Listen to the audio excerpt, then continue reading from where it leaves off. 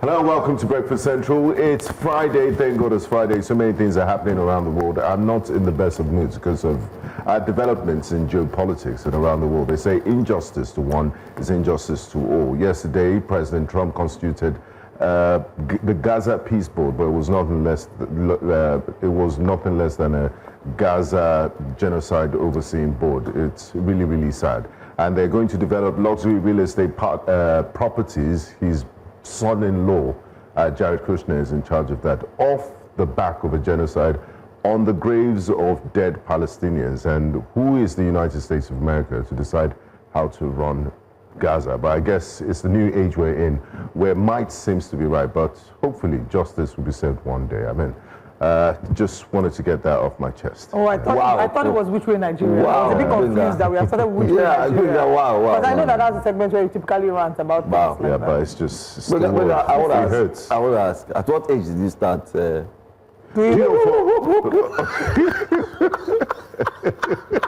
I mean, as a child, but I want to tell you a story. Do you know I've been watching news since I was in primary school? I can tell you. I remember CNN partner hotel adverts. I remember Relitsa Veselova, Riz Khan, Shihab Ratansi. Those were the broadcasters. And then when I was in secondary school, my favorite subject was government. And during the general knowledge part, I used to ace it, like get 10-10. There was a running joke in my school that my dad would bring me to school, force me to listen to radio with the king. And that's why I know general knowledge and all these things. But I mean, I'm glad I'm a square peg in a square hole. Or a round peg in a round What's left hole. now is a political ambition. I was wondering, like, what do you plan to do with all that political... No, I think Bunga should. I think you should run. I mean, I'll join an international organization like Progressives International. I mean, you're an ex boy. So I mean, or you want to go back? No. That's why when I'll do my advocacy. And I love what I'm doing. I don't know why you guys are forcing me to go somewhere else. Do you have plans? Yes. Okay. We want to replace you with General. Wow. So General, so fit. So fit. At my age. Guess what? Jesus Christ. What is going on? I Show Speed, we told you, was in Nigeria. Unfortunately, he's left Nigeria to head to Benin Republic, according to latest reports. But while he was here, a certain young man popularly known as Egungun, who thinks that he's the biggest lifestyle interviewer in Africa. I mean, that's what he introduced himself as. And the first question, or one of the questions he asked him is, how old are you? And the guy says, I Show Speed replies saying he's 21. He's like, wow, and you are fit like this. And everybody's wondering. And I Show Speed just lost interest. A 21-year-old guy. It was at that moment that he knew that he didn't try. And then he said another thing. He said, so at what age did you start doing woo, woo, woo? Like, what does that mean? Yeah, because it goes to show you that typically when he wants to pump himself up, you know, after maybe some daredevil performance, he would make that sound, but in a more dramatic way. See, like I keep saying, we need to start. This guy in my hand makes it's a library. Everybody feel like they are.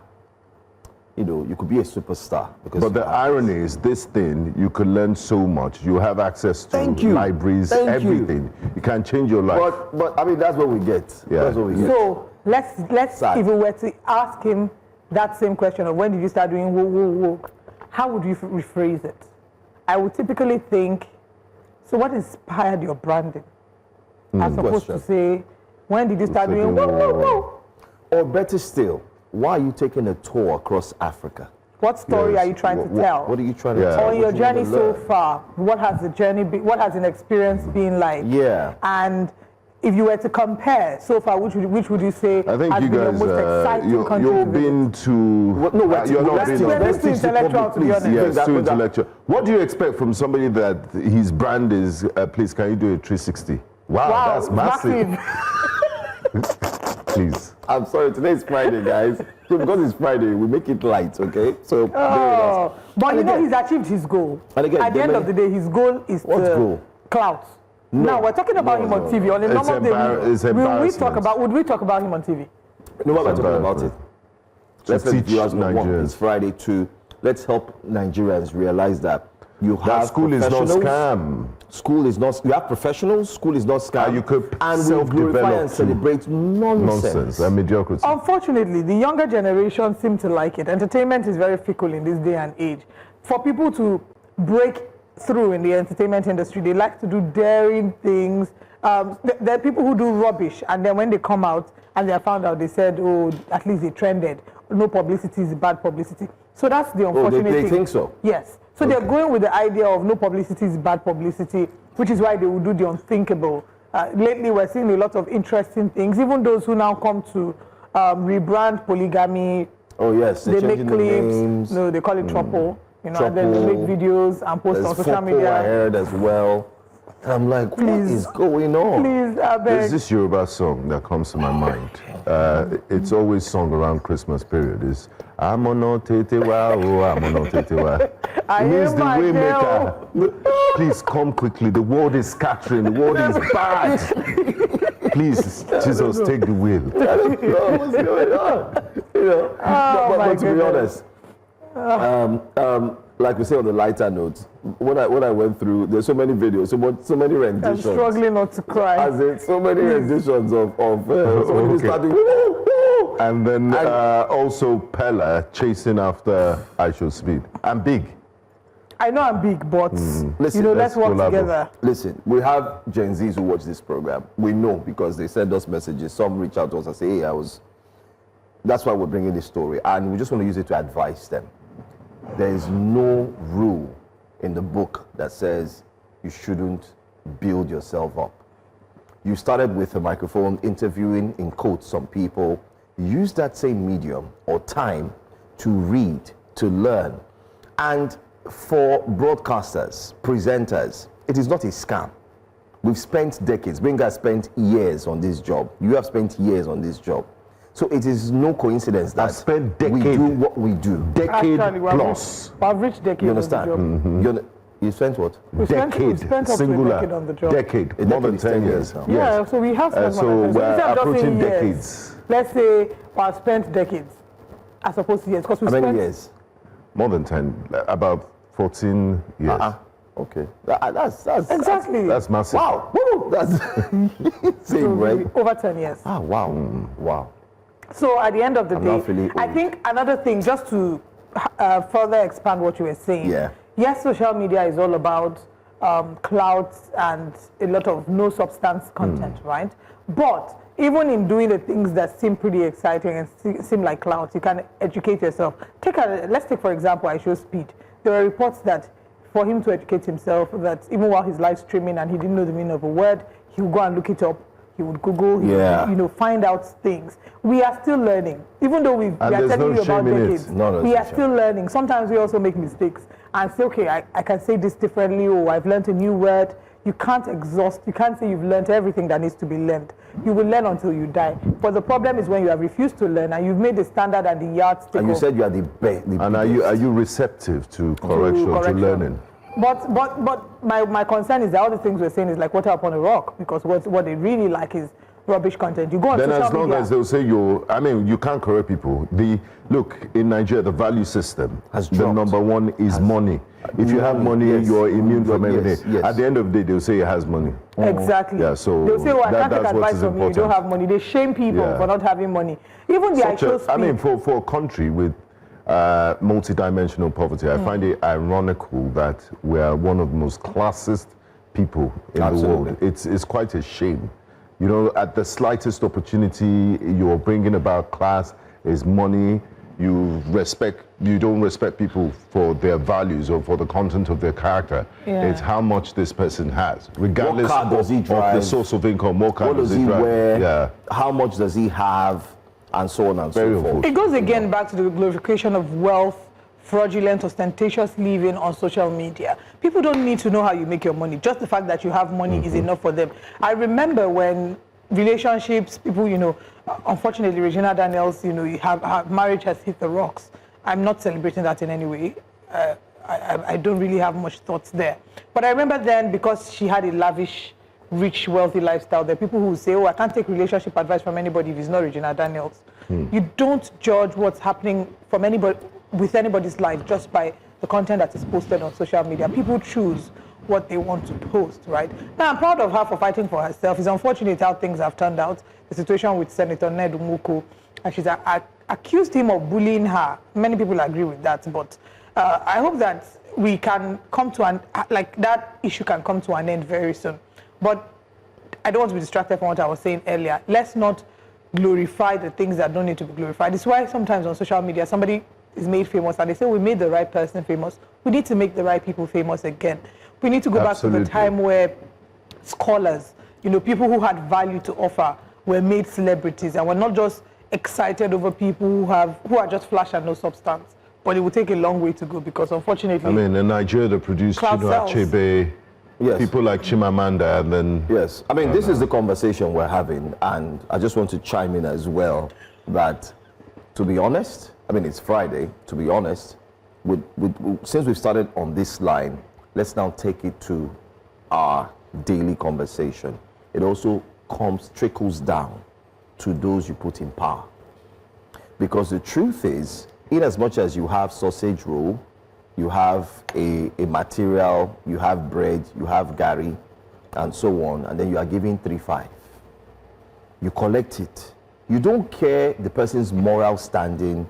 You don't care if the person is the right person for the job. All you care about is let them just give me what I have to eat. For me, I see it as what happens in the political scene is quite similar to what we see in every Nigerian day life. That's what we see. Because a politician will come tomorrow now. Look at one of the wake-up conversations we plan to have. The FCT minister, former governor of Rivers State, had gone to a television station, particularly Channels TV has that exclusive, and he made so much noise about why will he send his children abroad to go and school and become lawyers when Nigeria has the best law lawyers, Nigeria, best educational system. Lo and behold, just yesterday, his son graduated from the international school after studying law. You see, we have to be mindful. And that also shows that we need to start holding people accountable for what they say. So it trickles down in the entire society as far as I'm concerned. Look, my take on this is the people deserve their leaders, and the leaders are a reflection of the people. It's garbage in, garbage out. Until we have a critical mass of Nigerians that are upstanding, that have positive value systems, until we change as a people, would only, it's not magic, there's no rocket science to it, we would only continue to produce the quality of leaders. I don't have as much hope in terms of seeing that radical and I shouldn't say that, I'm a Christian, we always pray for transformation, right? But sometimes it's concerning because you think about the values that parents are handing over to their children. This is a country where parents will celebrate a 15-year-old boy bringing back home a Mercedes Benz. I saw a video like that on social media. As a young girl, if I brought anything home that my parents did not give me, I would have to explain to my mother who gave it to me. So there were certain things that you just couldn't think of doing. And it starts from the home. Is that the government? Exactly. So we can't put everything at the feet of the government. Yes, we agree that the government fails in upholding certain standards, but individuals as well. It is the individuals that the society has that go into government. What goals and values are parents putting? What are we as a society celebrating? In our music videos, what kind of life are we celebrating? And I say we, because all of us are guilty of it in one way or the other. When we glorify ostentatious living and wealth, when you don't ask questions. But anyway, today is not about all of that. It's a Friday, and we just thought it was an important conversation for us to start with, to get us thinking about what truly matters to us as a people, and how best we can, have a reorientation of the mind. I'm very, very, very big on value and value systems. Anyway, let's get into our next story, even though that wasn't a major story. Nigeria's security challenges have returned to the global spotlight after U.S. President Donald Trump claimed that American forces are annihilating terrorists responsible for the killing of Christians in the country, citing U.S. airstrikes, including reported operations on December 25th against militant camps in northwestern Nigeria. Now, in response, Nigeria's Minister of Foreign Affairs, Yusuf Toga, speaking on CNN on Tuesday, acknowledged the scale of insecurity facing the country, but said that the situation is complex and driven by terrorism, banditry, and regional instability. While insisting the federal government is working to address it, his comments have triggered fresh reactions at home, with critics questioning why officials of the government are defending Nigeria's security record on international platforms rather than clearly outlining tangible gains on the ground, as public pressure mounts on the Tinubu administration to demonstrate measurable progress in restoring safety and stability. Let's take a look at the video and then we'll come back to share some thoughts. And in Nigeria, we're annihilating terrorists who are killing Christians. We've hit them very hard. They've killed thousands and thousands of Christians. What's that all about? From the conflict in the Sahel, it's not removed from what happened in Libya many years ago. It's not removed from the proliferation of weaponry, of fighters, and climate change issues, and so many other complex issues. So it's important to look at it holistically and come up with a lasting solution, and that's what we're trying to do. And I think with regards to narratives, it's also important to see Nigeria for what it is, a very diverse country that actually has not fared badly compared to countries that are more homogeneous. That we have.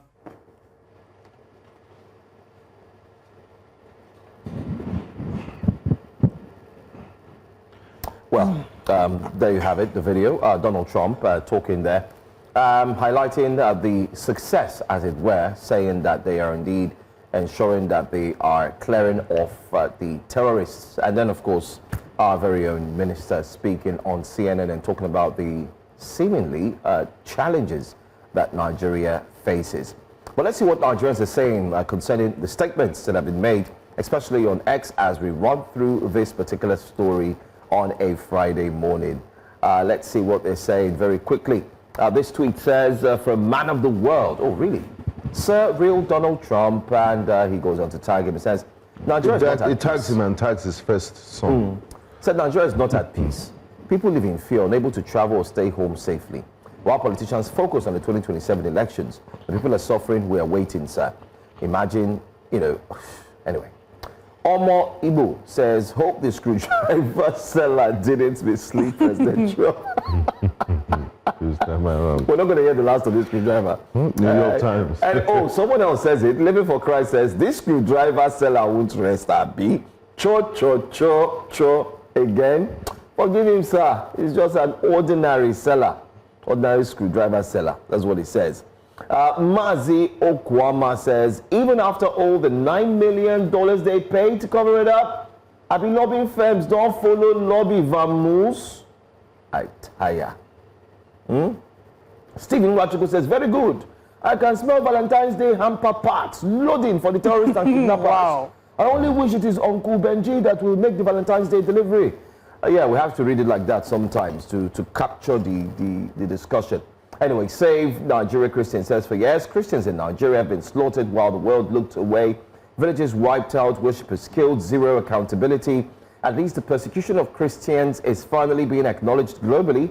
Recognition is the first step toward justice. He gives credit to Donald Trump administration and the U.S. Department of Defense, and also for amplifying what Nigerians have been screaming for years. Well, just a point of correction for Save Nigerian Christians. I mean, I know you're focused on the Christians, but not only Christians have been killed, and we have maintained that same statement here on the program. How does climate change matter coming to the kidnapping of 170 church worshippers in Kaduna State? The incompetence has traveled abroad for the whole world to see. He's reacting to President Bola Ahmed Tinubu's statement. But I think it's unfair to say incompetence has traveled abroad. In his interview, in the foreign minister's interview with CNN, Foreign Minister Yusuf Maitamatuga, he was given a backdrop as to what is responsible, background as to what is responsible for the insecurity we're witnessing today. He also spoke about the blowback as a result of the removal of Muammar Gaddafi in Libya, which has led to the proliferation of arms and, of course, fighters from North Africa down to the Sahel. And also the climate change, which is responsible. You have people fighting for more arable land, and it's also a factor to be considered. So he didn't say that they're not doing anything about insecurity. Maybe their efforts are not enough. That's open for debate, but to say it's incompetent, I would disagree. Anyway, Yeah. that's a story we would continue to talk about whether we like it or not. Insecurity is now a constant K. Reminds me of when we were in school. You could use all the formula. There's always a constant K. I didn't like maths. Sadly, in Nigeria, I mean, I did further maths, and I remember that they always tell you you have a constant K. Sadly, in Nigeria, insecurity is a constant K, and we've been battling this for years. But let's move on to another story this time. Reactions are trailing a fresh wave of controversy surrounding the Minister of the Federal Capital Territory, Nyesom Wike, after reports and images emerged, of course, videos as well, footage showing the graduation of his son from King's College in the United Kingdom, reigniting debates over elite schooling abroad. The backlash is fueled by a resurfaced viral video in which the FCT minister, Nyesom Wike, while serving as River State governor, openly criticized Nigerian leaders who send their children to foreign schools, urging them instead to invest in and trust the country's education system.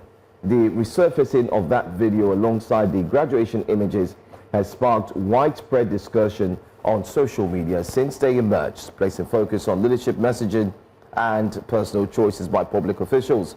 As of the time of this report, the minister has not indeed said anything. But like I did mention earlier on, this was an interview that was had on Channels Television. And this is some of the things that he said, especially while he was there some years ago during the interview. Yeah, it was, on an interview in another TV station in Channel 3. Okay. All right. Abroad. What we said in our own case, listen, why do I have to send somebody who wants to study English overseas? Why do I want to send someone who wants to study economics overseas? Why do I want to send someone who wants to read law overseas? When you know that we have very good faculties in these areas, in Nigerian universities. Now, we thought if I'm sending you overseas, must be on peculiar, very clear areas that we lack, that we want our people to go and study. Maybe some areas of engineering, maybe some areas of medicine, maybe some areas of agriculture, maybe some areas of ICT. Wow. When he made that video, I'm sure his son was in primary school, and he wasn't thinking about the nearest future. He didn't know that he would have to eat his words or reverse his statement. Oh, and he changed his mind. Exactly. Yeah, exactly. People are allowed to change their mind. Change your mind. You know. Or maybe the quality of education then was when much he was better. Speaking, was and much better. With and the then when his boy strikes. became an adult and he saw the consistent ASU strike, he said no, he has to go to King's College in London, which is one of the top universities in the UK. Okay, but the thing is, when you hear statements like this, a number of times, believe politicians at your own peril. What does our caller say? The politicians are shocked that we The believe politicians them. are shocked. Yeah, Yeah, that would believe be, us. yeah. Believe them at your own peril. They will say whatever that needs to be said because they want to curry favor from the public. They want to garner influence. They want your vote. But at the end of the day, politicians will And do it's what they not have to do. unique to Nigeria, it's all over the world. Yeah. Exactly, There it's are not members a- of President Trump's cabinet, even his vice president, J.D. Vance, if they play videos of what he said about Trump just a few years ago, Marco Rubio, his I saw that on foreign Marco Rubio secretary, recently. his secretary of state, is the minister of the secretary of and other officials. You are going too far. Let's talk about Nigeria now. What of those who are serving okay, on President the Renos, the Bolas, people who criticize President Bola Tinubu thoroughly, but now they're serving in some capacity. In his But you see cabinet. why I So- said it also affects our value system. Yeah, because you are not consistent. You don't have values. Today you say this, tomorrow you're saying that. How are people supposed to be? While I agree with you, what happens when we look at the fact that people change their minds? No, I can have a not position at that level. I can have a Oliver, position look at the today, Nigerian and in another examples 5 years, I that you change my mentioned. mind. Oliver, No, those ones are. Oliver, I agree with you, but when a particular person has been doing it consistently, then there's a problem. I mean, and it goes to You know, say that we have a president that is very forgiving. I must say, he's the father of the nation. Because me, I won't forgive you. Every day I just look at that video now. Okay, let's quickly see what Nigerians are saying about this on X. And feel free to share your thoughts. We're streaming live on YouTube via News Central TV Live. And we'll see if we can take a few comments from YouTube. But on X, Oris Money says there is always a Wike video to counter himself. What a double-mouthed man. Oris Money. Then this one says his son studied a specialized course that Rivers State University doesn't even offer. So, of course, he had to send him abroad. But I've learned something from all this. Whenever Wike says good morning, it's wise to look out the window because it might already be afternoon. Which specialized Stride Networks said. Assistant Larry Olayinka. I'm not a fan of Wike. I lived with him through and through as a public administrator in Rivers State, really? starting as the vice chairman to Woke Koro in Mile 3 Park to when he became local government chairman, and now he's a minister. He was a total failure in governance. The only thing he likes is aesthetics. Aside from that, Wike has no business in governance. He stopped all the children studying abroad on scholarship in Rivers. Now look at him sending all his children to schools overseas up to master's level. Wike has done his part as a politician, and I respect him for that. When it comes to politics, he knows it to his fingertips. Foundationally, Cheshaman says. Our next tweet this morning. First, the son didn't have any master in any of the courses he mentioned. Secondly, even if it's believed that it's private funds, why should government use money that belongs to us to sponsor someone abroad to study a course that can be studied in Nigeria? Nijoka Olawale asks. And do we have more tweets? He talks too much and forgets all he ever said in the past. How can someone trust such a person, ST says. And let's wait for Wike's next media chat. He should talk about this hypocrisy. Tinubu will also hear water from Wike during his next media briefing for supporting Fubara, Tunde Alobe says. And then on YouTube, Olanitan Ishola, first of all, good morning. Special good morning to our YouTube audience. Thank you for always joining us, and your comments are always very welcome.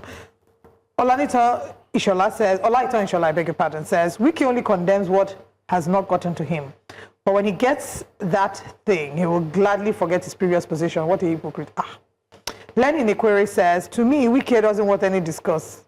Yes, this is someone that doesn't keep to his word. Remember what he once said about APC. He's not someone anyone can trust, a double-mouthed man.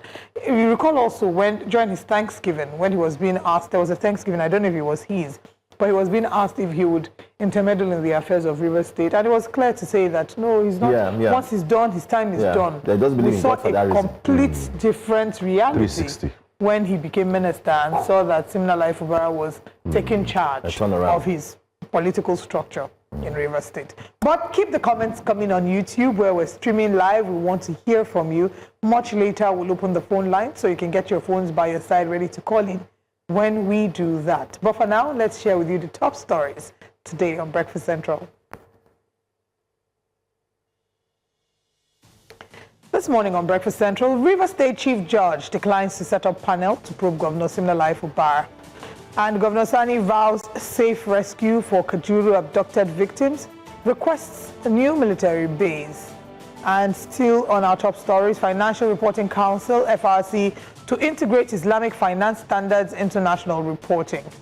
Democratic governance, stakeholders assess Nigeria's gains and pains since 1999. Now, this is the point where you calling to review the newspaper front pages much later as we discuss with our analysts for all these and more. The Chief Judge of Rivers State, Justice Simeon Amadi, has refused to constitute a judicial panel to investigate Governor Siminalayi Fubara and his deputy over allegations of gross misconduct, a request that was made by the State House of Assembly. In a letter to the Speaker, Justice Amadi cited existing court orders restraining him from receiving or acting on any impeachment-related requests, saying that the judiciary must respect the rule of law and subsisting court orders, even as political tensions escalate. The move comes amid heightened political friction in the oil-rich state, where lawmakers have accused the governor of misconduct, including alleged budgetary impropriety and failure to present key financial documents. The refusal set up the panel adds a new legal twist to the standoff between the executive and legislative arms of government in Rivers State, raising questions about constitutional process, separation of powers, and the future of the impeachment effort. Well, to help us unpack the implications of this development is legal practitioner Towo Oseruwoja, who joins us live via video conferencing. Good morning and welcome to Breakfast Central. Good morning, gentlemen and ladies. Good morning. And ladies, sorry. All right. It's a different twist this morning. The Chief Judge has cited existing court orders as a reason for refusing to constitute the panel. I think the first question will be, what kind of legal or constitutional restraints might prevent a Chief Judge from acting on the Assembly's requests?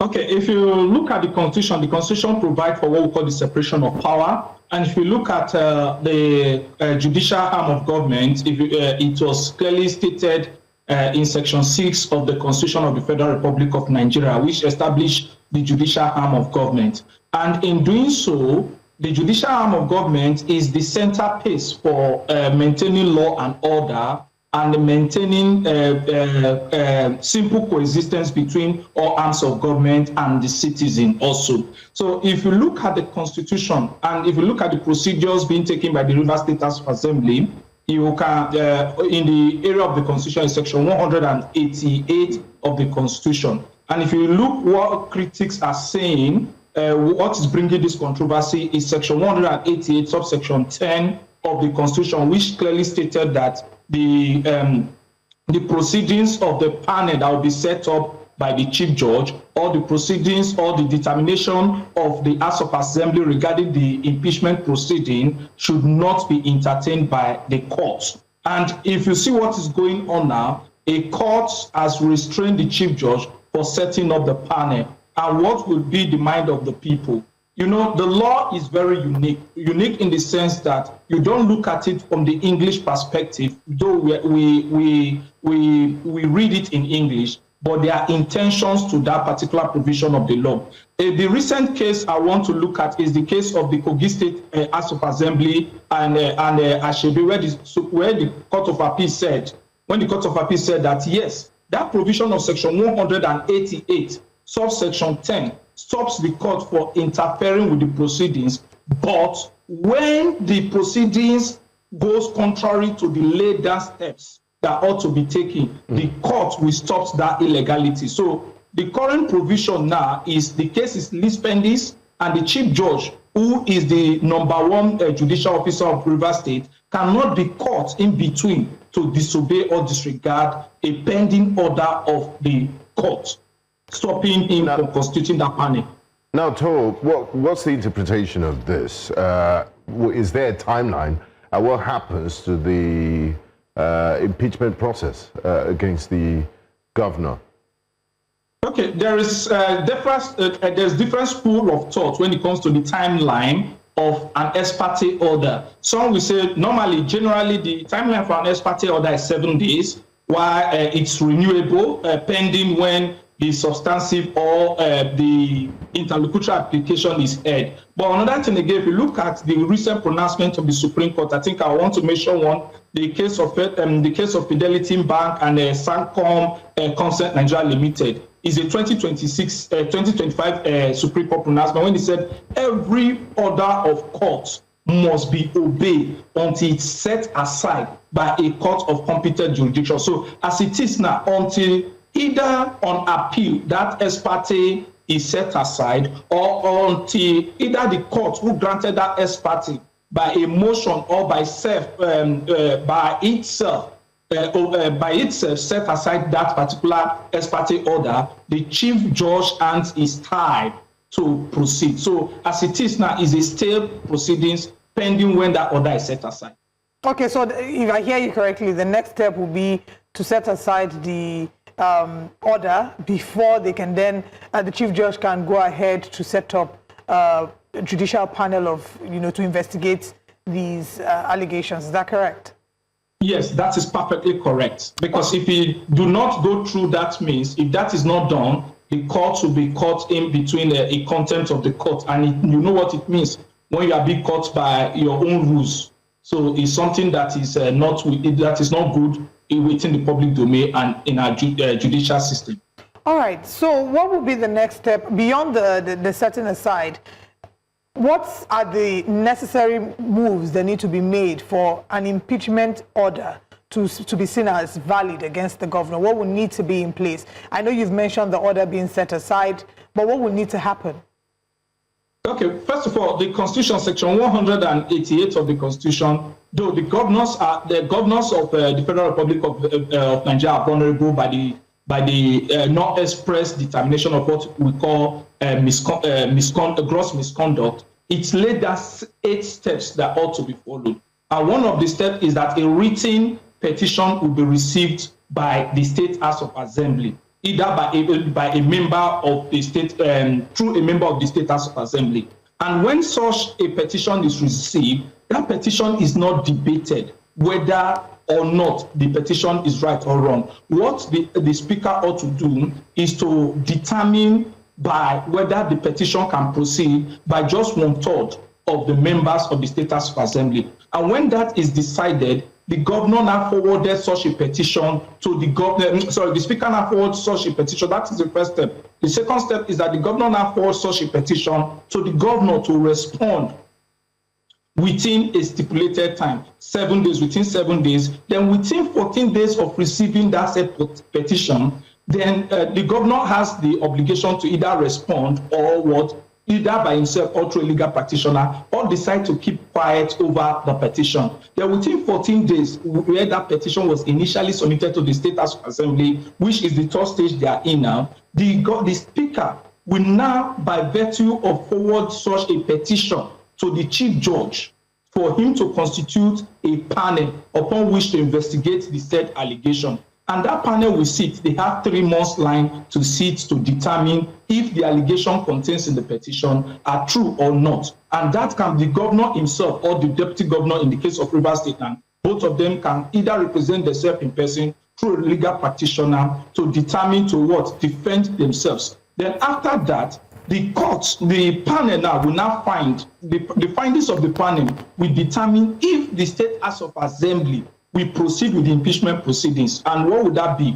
If they find that the allegations in that petition is not proved, then the proceedings terminate at that particular point in time. But if they find out that, the allegations in that petition is proven, if the thing now goes back to the State House of Assembly for them to vote. They don't deliberate on it, they'll vote. And when the State House of Assembly, if that report is adopted by 2/3 of the members of the State House of Assembly, then the determination of the State House of Assembly is to either state that the governor or the deputy governor is impeached. So if you look at all these said points, you understand which need to be followed. Well, the Constitution says that the process do not need to be interrupted, but when these steps laid down are in one way or the other is breached, like I stated earlier, we are not privy to the processes filed by the State House of Assembly, by the governor or deputy governor. And even if we are privy, we cannot determine the merit or demerit of the case because it becomes a prejudice to discuss a matter before the court. So these are the things laid down by the Constitution. It's a straightforward process, is a vulnerable process for the governor, and also it can be vulnerable on the side of the initiators if this process are not followed keenly and without interference and myopic sentiment. All right, Mr. Toro, I mean, you're known to look at it from the legal aspect, and I'm also aware that you're equally a political and public affairs analyst. So I'd like us to leave that legal vehicle and jump into the political vehicle right now. Many have highlighted the issues that's got to do with this, pointing fingers, of course, obviously, to the rift between the FCT minister and the governor of Rivers State. What do you think this latest development will do, especially to the move the FCT minister had made a few weeks back, where he had gone to different communities, galvanizing support and pulling his weight, and also making strong statements such as that he is one who is not to be played with? With this development, what do you think it will do to his moves? Okay, but let me look at it from the political perspective. I've followed, I've participated in directly or indirectly in Nigerian politics to some extent, and I've also looked at the non-interrupted democracy in Nigeria since 1999. And most times, if I people say, oh, you look at old novels, you refer to him in old novels and all those stuff. Yes, I said yes, because at the point he is now, I believe Wike stopped reading when he became the local government chairman of where he started his political career. So the most valuable and most interesting story that can portray his fate or perceived to portray his fate is The Things Fall Apart, when he graduated from university in 2007. That is one of the valuable novels, because I remember that is one of the valuable novels he would have studied as a lawyer or preparing to be a lawyer. Is the fact that what happened to Shehu Ashebe, what happens to Okonkwo, Wike is throwing that part politically. And I want him to understand that there is what we call characteristics within the zones, geopolitical zones in Nigeria. What is accommodated in the Southwest, whereby elders, younger ones respect the elders, they are not bold, they are scared to look at the face of the elders, they only keep grudges and stalk by the side, cannot happen in the South-South. Average South-South man, politically and naturally, are rational and reactive to when they perceive their power are being threatened. I'll give him a good example. Look at the former governor of Delta State, James Ibori, who was the political pillar. But as time goes on, because of the nature of the people of the South-South, you could see that wins has been crippled somehow compared to what is happening in Lagos State. So if Wike believes that what is perceived to happen in Lagos State can happen in Rivers State, he should look at Odili, he should look at Amechi. They are more intellectual when it comes to issue of managing political crisis, but his own will go down the drain with the way things are going. And I believe Tinubu, who is a very smart politician, looks at the purpose of the outcome, not emotional intelligence that Wike is going alongside. So that's just what I think is going to happen in Rivers State. All right, I'll still come back to, since we've delved into the political vehicle, I'll come back to that, but I want to lean back again into the legal vehicle.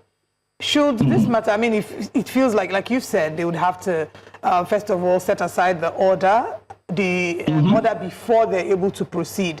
But it looks like it might end up becoming a battle of court judgments. What will that look like, especially bearing in mind that there is the immunity clause that protects the governor, at least while he's still in power, from being taken to court? No, well, the immunity clause that protects the governor, if you look at it, the exception to that is that provision of section 188. Remember, if they didn't take him to court, he took them to court. But a governor can also be taken to court when the issue in question comes within the constitutional purview of his responsibility. So the bone of contention now is there is a constitutional breach.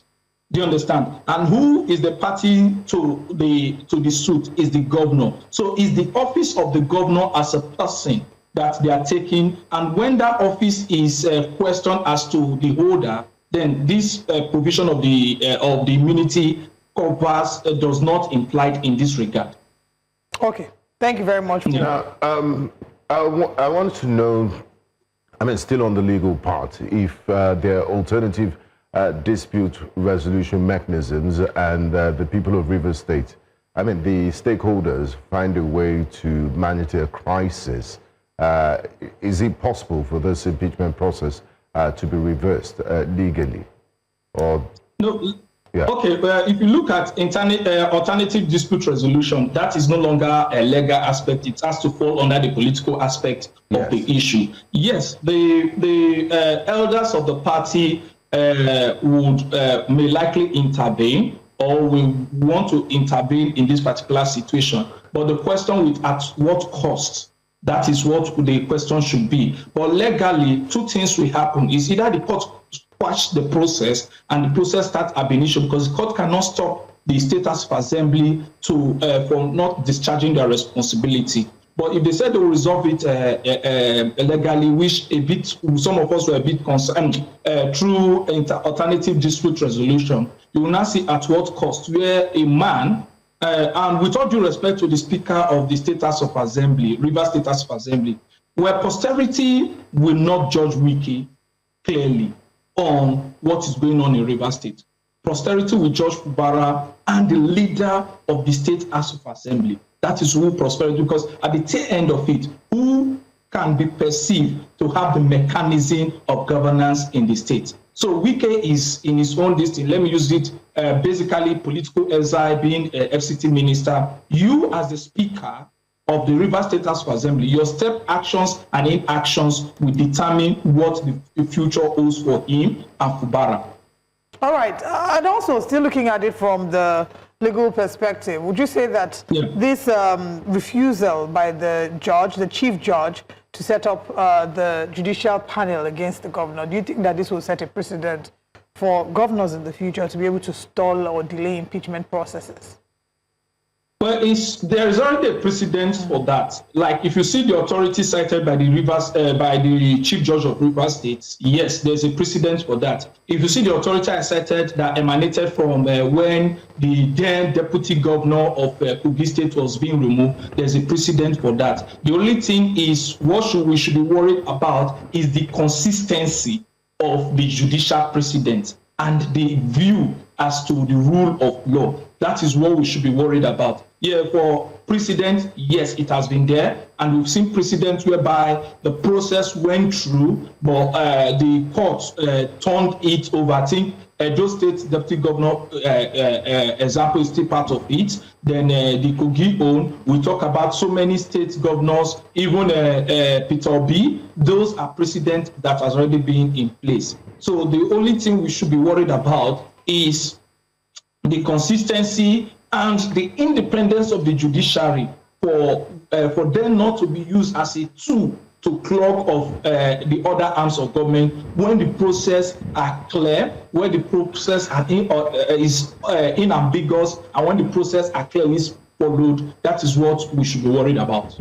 Now, finally, just before my last question, I mean, there's been talks and conversations about the judiciary drawn too deeply into political matters and inundated with cases of politics and also elections. It's a responsibility of INEC, for example, to conduct and announce results of elections, but oftentimes we see that it's the courts that finally pronounce these winners. Are there any, what are the implications for the Nigerian judiciary? And has it got into a crisis level? No, well, if you look at it, you discover that you should also understand the role of the judiciary when it comes to issue of the law. The role of the judiciary involves interpretation of the law, the intent of the legislature. That is the intent of the law. That is why I said when you look at the law, you read it in the plain English language. But if you look at it, the role of the judiciary is to achieve the intent of the law. So one, you should know Rivers State is one of the states that shapes our political landscape, our legal and political landscape when it comes to electionary, when it comes to issue of the will of the people. You know how Amaechi became the governor of Rivers State. You could see the interpretation, though that was corrected by the National House of Assembly, when they amended the Electoral Act. Then when you now look at it from the other perspective of the fact that the judiciary is bedeviling in political crisis and other stuff, we also give them some kudos when it comes to some bold and courageous pronouncements to stop excesses of executive, to stop excesses of politicians. It's just that the political will for the executive to implement them. You see the pronouncement of the State House of Assembly, of the Supreme Court, when it comes to the issue of local government funds in Nigeria. So these are things that we all need to look at. Then if you look at electioneering process, it's a complex issue. I will tell you, it's a complex issue. And most times when we criticize the judiciary, we should also go back and look at the effort of lawyers when the effort of lawyers in presenting this case in question. I've been privileged to join election petition matters. I've seen the level of negligence put or negligence work put in by defense or prosecuting lawyers. And at the end of it, they come to the media and start shouting foul play, making the media public opinion. We should also know that our judiciary are barred. They may be in the society, but they are barred to see us comment on issue of the society, except things brought before them. So they may know what, or they may perceive to have seen what happens, but is what the judge, is what the court, the lawyers put before them they look at. So that is one thing. I've seen a situation whereby a judge said, well, my hands are tied because the evidence before me, the party has canvassed their case that I could not but agree with them. And that is why we have several hierarchies of the case. If one of the judges are biased, do you understand? The other 3 wise men or 5 wise men may not be biased, then the 7 wise men, which is the apex of them all, will not be biased. So we should also look towards professional negligence when we look at these public interest cases. We should look at the document file, we should look at the process, we should look at the way the lawyers handle the case. So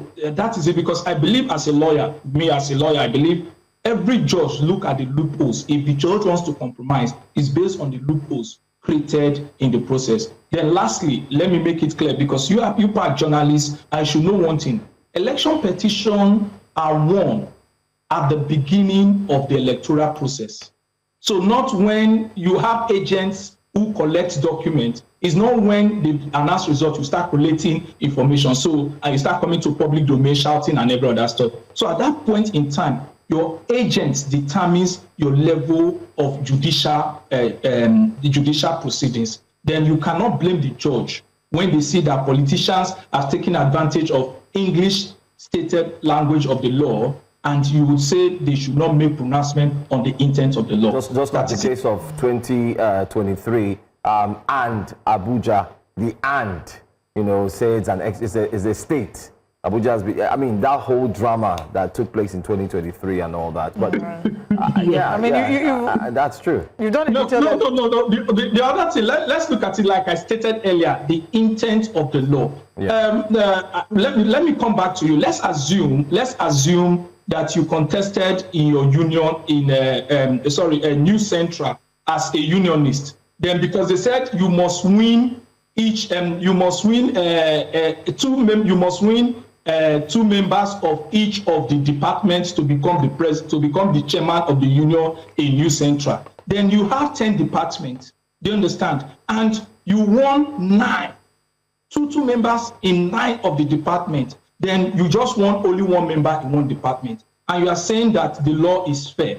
Or for them to say, oh, because you didn't win 2 in the other 10th department, it should be fair in that regard. No, that is why I said the Supreme Court or the court in its infinite mercy and wisdom look at the intent. The intent of the law is not to deprive, is not unjust. So in most cases, that and or that FCT we are talking about, and the cases they were referring to, the and in that particular case was not the subject matter of the litigation, that is just a bypass statement. And if the Supreme Court is faced with that particular provision, they ought to be fair, in my own personal opinion, to say, oh, we cannot deprive the generality of majority to a particular state. Thank you. All right, Mr. Towa, thank you so much for speaking with us. You're welcome. Thank you. I mean, you've broken it down. I'm sure our viewers have been able to get the points. Let's see what will happen next, because the countdown is on. We do hear that Mr. President has spoken, I mean, through his special advisor, that he has, the River State Governor has his full support. So thank you so much for joining us to also shed more light on this. Thank you. You're welcome. All right. Just before we go, I think the die is cast. There's also an update on the Oyo State Governor meeting with the President too.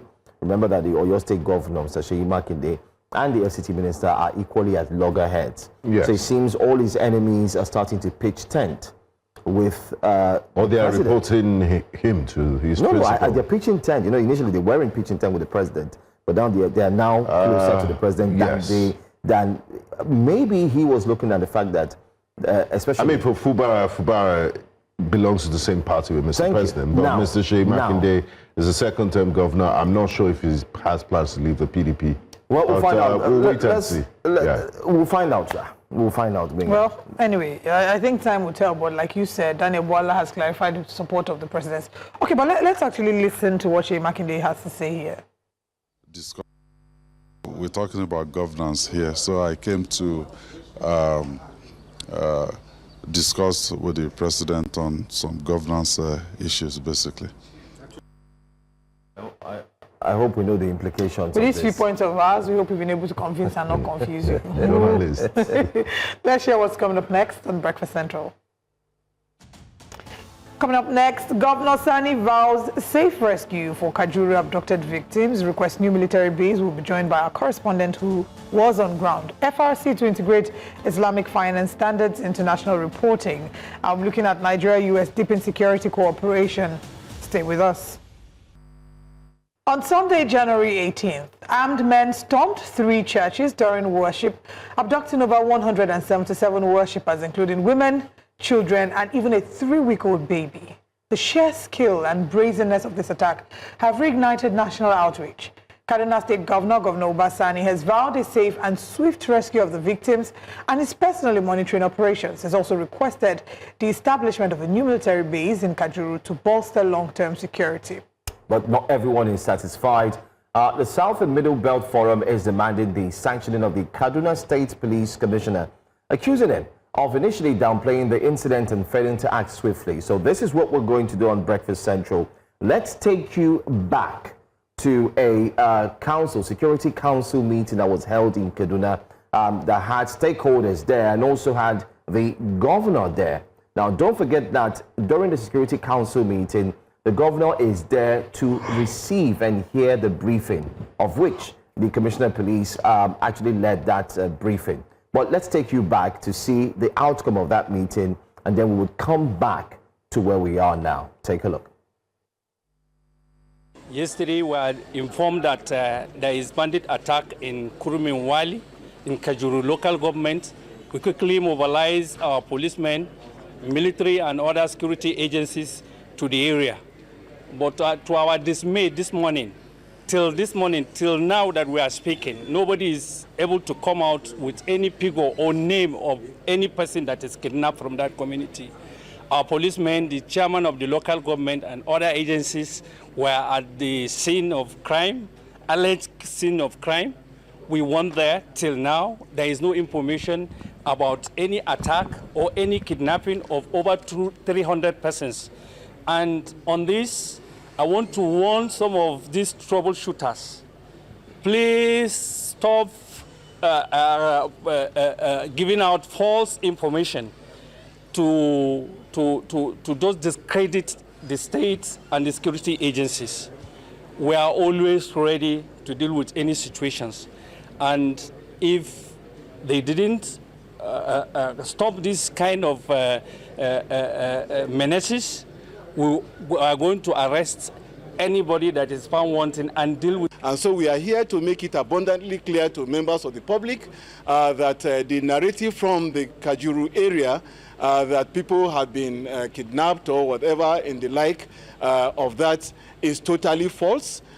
Is not tenable, and we do not have any evidence of such. In fact, the chairman of Kajuru local government, including the Khan chairman of that area, with also the community heads and of course other religious leaders, were there as we speak this morning, and they have video and pictorial evidences to show that they have interacted with people from that particular locality, and that the information they have chunked out is totally false. So we are here to make it abundantly clear and to let people know that the government of Kaduna State has zero tolerance for criminality. Coming, people run out from the church, they come break the door. The people were men inside. This is the door they broke? Yeah. This is the door they broke? Yes. Abba, show us the door. Okay, let's go. So what happened here? See the way they scatter everything. These are musical instruments. They scatter everything. Even the way we have inside church, they scatter everything. Sure. What's this? You can't speak.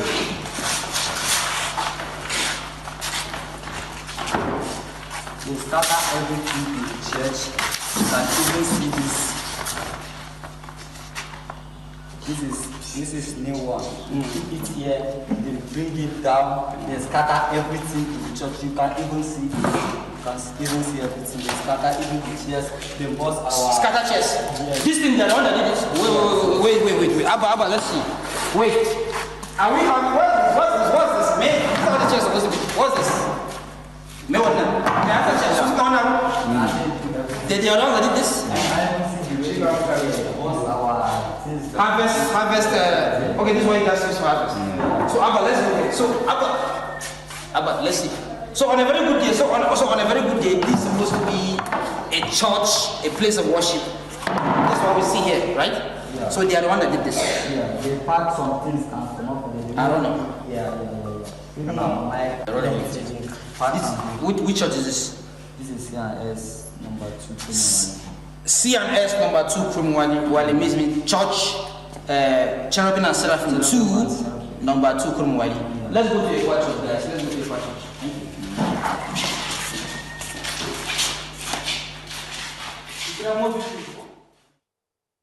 So there you have News Central correspondent Emmanuel Bagudu, who was on ground to fact check, and he joins us this morning. Emmanuel, thank you so much for being here, and good morning to you.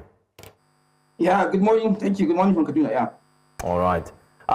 We've played the videos back and forth, even though the police force have come out to clarify and mention clearly that truly there was an attack. Although we haven't seen a video from the same CP who had made that strong statement. Can you give us, first off, let's start with an overview of what really happened there. We have videos of you explaining, asking people questions. Well, let's hear from the horse's mouth, which is you. You were there. So kindly take us through it. Thank you very much. Of course, that was a fact-finding mission. That was investigative journalism tour in Kurumin Wali, Kaduna local government area of Kaduna State. Now, that video you see is just to go and verify what the Kaduna State Police Commissioner said. And then, of course, the second man whose video has just been played, his name is Dr. Isa Shaibu. Of course, he is the Kaduna State Commissioner for Internal Security and Home Affairs. And then we have Dauda Madaki, who is the local government chairman local government chairman of Kaduna local government. All of them, 3 of them, vehemently, disagreed that there was attack. They told the whole world, and the whole world believed them. So that was what prompted us to swiftly move into that community, even though not without some fracas, and try to, bring out the truth to the people, which we did. And we visited the 3 churches, which we shared those videos there, obviously. The first church we visited was C&S 1, that's Cherubim and Seraphim 1, Cherubim and Seraphim 2, and of course the last church was Ekwa. Of course, the video of that Ekwa church was obvious. They have shut down the church completely. But of course, those the C&S 1 and 2 still have a ray of hope, hoping that they don't need to run away, that help may come somehow. So that has been the situation. We have interviewed tens of persons, and we have revealed the truth. And within 12 hours after our prediction that the denial will be retracted, it happened like that. So we were more like a prophet in our report out. Yeah, thank you. Okay, but also there are those who have called for, there have been strong calls we've seen on social media for the Commissioner of Police to step aside to say that he made light of the plight of the people, and that we saw the video where he clearly stated that there were no such kidnappings, only for us to find out eventually that these kidnappings happened. What is the mood like? What are the people, the residents, the locals, what are they saying? How are they reacting to this? Let's be sure that it's not a different energy that we're getting on social media. Yeah, it's not just the Commissioner of Police that has been asked to step down. Even the Sule Shaibu, Sule Shaibu is the Commissioner of Internal Security and Home Affairs. He validated, he supported the Commissioner of Police claims. So the people are still insisting that they owe them apology. Especially Mr. Dauda Madaki, who is the local government chairman. He's operating in a very, very, very large. The local government is very, very large, with about 10 wards. So he owed them. That's why what they are saying is that he owed them some kind of apology, since the truth has been revealed. And of course, the Commissioner of Police should not just keep mum. Just like what we heard from one of our guests yesterday, it is only when you accept that you have done wrong, that is when you can be able to, correct what is happening, or rather bring bring security and then rescue the hostages. But they have not said anything yet, and the people are just looking at them, and the media have continuously juxtaposing what was discovered and what they said. So the only way they can console this, the fastest way to apologize, I think, is to just bring back their loved ones back to them. healthy and hearty. I think that was the best way to apologize, because the agitation has continued. Yesterday, the Southern and Middle Belt Leadership Forum released a statement calling for the sanctioning of the Commissioner of Police, Kaduna State, the Commissioner for Internal Security and Home Affairs, and then, of course, the local government chairman of Kajuru. So that agitation is just part of other agitations. And we expect to see more of that as far as these hostages still remain in the bush. Yeah. Okay, Mano, just hold on for a bit. We have so much to still unpack on this issue. We'll go on a quick break, and when we return, we'll continue this conversation. Just stay with us. You're welcome back to Breakfast Central. We're currently discussing the abductions that took place in Kajuru local government area in Kaduna. We have our correspondent, Mano Bagudu, on the line, who had visited the area and is here to give us first-hand reports on what transpired. Now, Mano, we noticed that a few days ago, Governor Basani visited the area and did speak to some of the families of the victims. What's the latest in terms of recovery and contact with the abductors, the bandits and terrorists that kidnapped these people? Has there been any reports on that? Let's start with contact. As for contact, I was informed by the community chief, the community head, that the terrorists have gotten a negotiator who has started communicating with them already, as of yesterday. And that the negotiator said that before any negotiation, any kind of ransom, deal will be struck between the terrorists and the people kidnapped, that the community have to provide 17 motorcycles for them. That is when they will start talking about negotiation. And each of the 17 motorcycles costs 1.7 million naira. And when you times that by 17, it's around 29 million naira. So that the community should provide 29 million naira before conversation about negotiation of ransom payment will begin, which is very, very still devastating for the community members, according to what they said. That's what I got from the community leaders as of yesterday. Then, in terms of recovery, the video of the Kaduna State Governor Obasani, says it all. He has come to consult the people. He has come to make promises of social amenities, basic amenities, infrastructure. He admitted that actually the reason why the people are so vulnerable is for the fact that they have been caught up. They have not enjoyed any government presence at all. They don't have access routes, and they are not even far from the city center. They are not even far from the expressway. And of course, he promised two major things: that he's going to build a hospital in the community, and in a few weeks' time, the Commissioner of Works was there. He has ordered the Commissioner of Works to flag up the construction of a tarred road. That particular road, you see him coming in. He wants the road tarred so that security officers can have access to come in and rescue the people anytime there's an attack. Because the community is located not far from Regional. Regional is one of the notorious areas where bandits are living, just within the FCT. The Abuja-Kaduna Expressway, and then the FCT Buhari Area Council and then Kaduna State. That is where most of the terrorists are staying. And the Kaduna State government has admitted that the only way you can remove them from there, from coming to arrest people, is for the Chief of Defense Staff to build a command center or a theater command around that area so that they can be obliterated completely. Yeah. Okay. Emmanuel, let's do a little bit of behind the scenes. Aside from speaking with the people, we also heard that that particular area was cordoned off and access was limited, especially to journalists. And I do hear that some persons who managed to get through there couldn't leave because the security, as it were, wouldn't let them leave. Can you give us a little insight regarding why it was cordoned off in the first place? Why was it looking like this story wasn't meant to come out to the public, and how you were able to meander your way through? A lot of people came in. Those that don't know the area, of course, that's our terrain. Those that came in the early hours of the morning when the government officials were still insisting it was fake news, where I came and ran into them, and we are subject to a lot of interrogations. And by the time it's 12 noon, more journalists, more civil society organization members begin to troop in. So when I got my clearance, I didn't even follow the main route. I have to take another route, an alternative route. And before I knew it, I was already in the community. And before I knew it, while I was walking, I now saw other people now following the usual route, and I was told they were allowed. I think the security officials were overwhelmed by the number of inquirers that are coming, those coming to make inquiries, those coming to fact check. They were overwhelmed, and all of us were having our phones on live mode 24/7. So there's no way they can compromise at that spot, because every gadget we took there was having a multiple recording, going live, multiple recording and live, either on social media, either on Twitter, either on Facebook. So it was risky for the community, for the security officials to continue to, cut off the place. It was very risky for them to continue to, stop people. So at the end of the day, within seconds, all the entrances of the community were open, and we had hundreds of inquiries, including international media, that came into that community immediately. And then the story, before you know it, the story was revealed that it was actually the government that was sending fake news and not the Nigerian journalists. Yeah.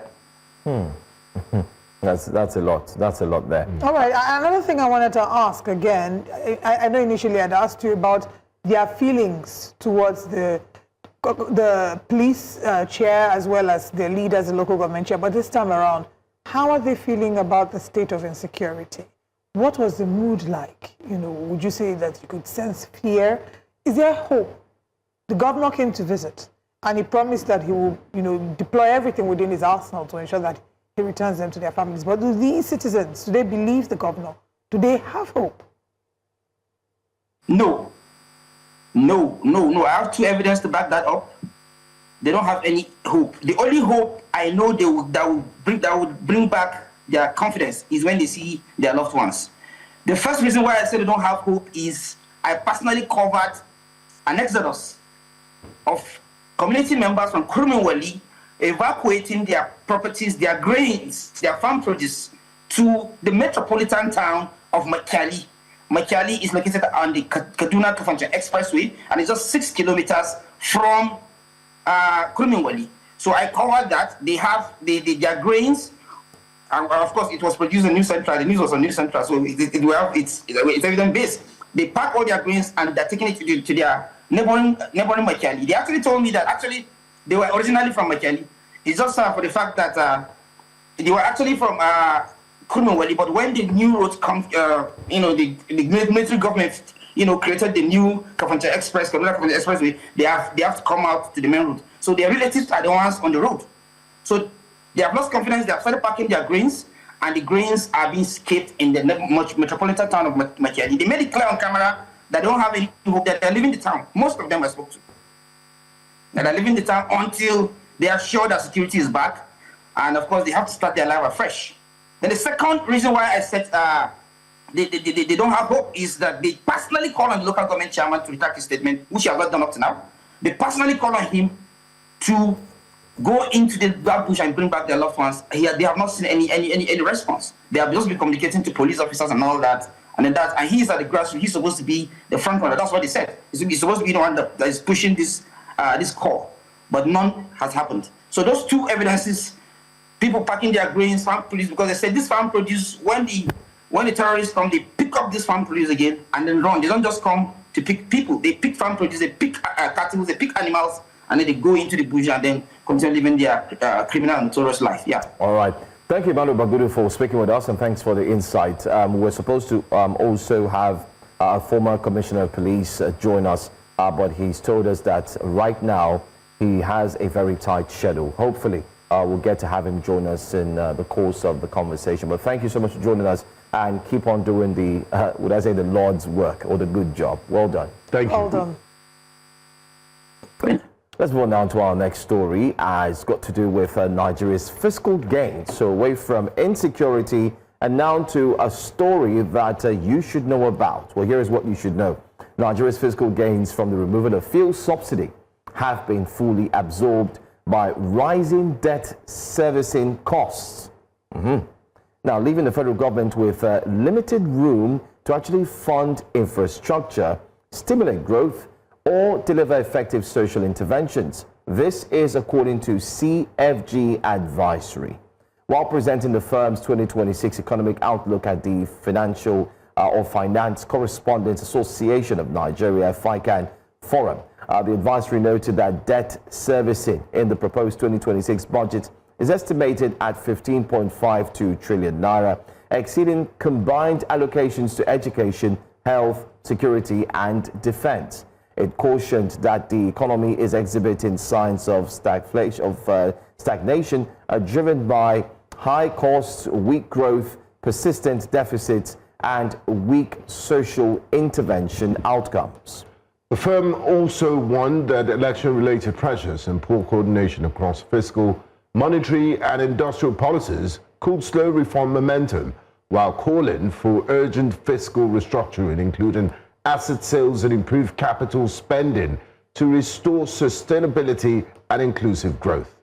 Join us this morning to break this down for us is economist Kalu Aja. A warm welcome to you, Kalu, and thanks for joining us on Breakfast Central. And also, Happy New Year to you. Yeah. Good morning, Happy New Year, guys. Good to see you again. Now, Kalu, does the absorption of subsidy savings by debt servicing undermine the credibility of Nigeria's fiscal reforms? Could you interpret what this means for us? Yeah, well, so if you look at the budget in simple terms, right, we have, it's really an oil budget. We budget a dollar amount to sell and a dollar and a production number to sell. Those two figures, the dollar amount that we sell crude oil and the production numbers we export, give us our general revenues. This is important because if you look at last year, we produced about $75 per barrel to sell $2 million per barrel. That didn't happen. Oil is about $65 and we're at about 1.4 million barrels a day that we're exporting. It creates a big fiscal hole that we then have to borrow to cover the fiscal hole to fund the budget. So if you look at 2025, the figures we got half year 2025, we are running about 72% revenues, right? Revenues to debt service, which means for every 100 naira we get, about 72 naira go to service the debt. This is not to pay salaries, not to do capital expenditure, just to pay or service the debt, about 72% from half year 2025. So when you have a budget like that, you just wonder how else do you then pay salaries or do anything to budget? That's the problem. That's what the report is saying. We've borrowed too much because the revenues have not come in, and now we have a quote-unquote debt trap. So as we approach 2026, you then begin to wonder, we're going to borrow about 2 trillion a month. 2 trillion a month. And if anything happens to oil prices, that's going to go deeper. So it's a red flag. It's been flashing for about 2 years now for Nigeria that we're not getting enough revenues into the country because we're depending solely on crude oil revenues. And that's what that report is basically highlighting now. Well, my question would be, just recently, a member of the All Progressives Congress did make a very blatant and strong statement. I'm just trying to ensure I can get his name right, but I mean, time would fail me. But he did say that in true sense, the president only made an announcement that he removed subsidy, but he did not.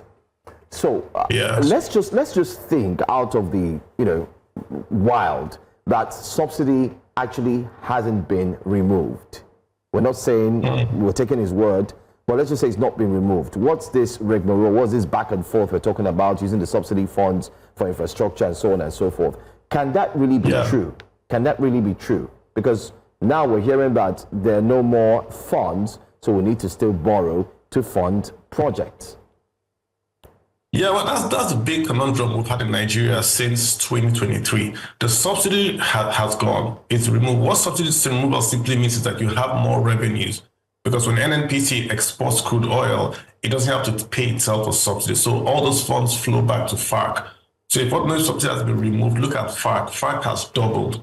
And that's a subsidy revenue. It's a cash event that's occurred back to Nigeria. The problem is that even with the subsidy removal, oil sales have not kept pace with the budget projections. So we have to borrow. For 2025, we're borrowing $1 trillion a month. And even if you look at the numbers, we borrowed about 12 trillion. The capital budget, only 6 trillion was released. That's for 2024, not 25, 2024. 2025, the figures we got, which is half year, it's about only 10 trillion released. So it's a big gap in terms of we are borrowing, but that borrowing isn't going to infrastructure. That is clear. It's going to salaries and debt servicing. So irrespective of if subsidy has gone or hasn't gone, the country is not generating sufficient revenues to meet its obligations because we are spending too much. We are spending way, way, way too much on high projections of crude oil revenues that have not come in. Hence, we go back to borrow. And it's getting worse. This year's budget, like I said, we are projected to borrow about 2 trillion every single month. So it's a big debt trap we'll be looking at. I mean, 2 trillion every single month. I'm struggling to fathom how we can get ourselves out of this fix we already have found ourselves in. But CFG Advisory had made some recommendations. They recommended asset sales and privatization meaningfully, and they said that this will reduce the debt burden. Do you agree with the options that they've suggested? And if you do, what is the implementation? What would the implementation of it look like? Yeah, so clearly when you have a big, in this case, a sovereign revenue issue, not an insolvency issue, right? We just don't have the money. You've got to generate funds almost immediately or in the medium term. When you sell an asset, that's not going to be a quick revenue event for you. Look at, say, Nigerian liquefied natural gas. Nigeria has 49% there. If we sell 10% or even 5%, that's going to bring in lots of dollars that we can use to pay down the Eurobonds. Eurobonds are the problem because we are paying commercial rates to Wall Street. If we can pay down the Eurobonds, then the World Bank loans are more, in quotes, but their terms are a bit, should we say, cheaper than the Eurobonds. So if we can pay down those high, expensive debt that we have, it releases more funds to them flow back into the budget. But that's a medium-term strategy. The immediate strategy is to have an austerity budget to say, going forward, we're not going to spend as much as we're spending.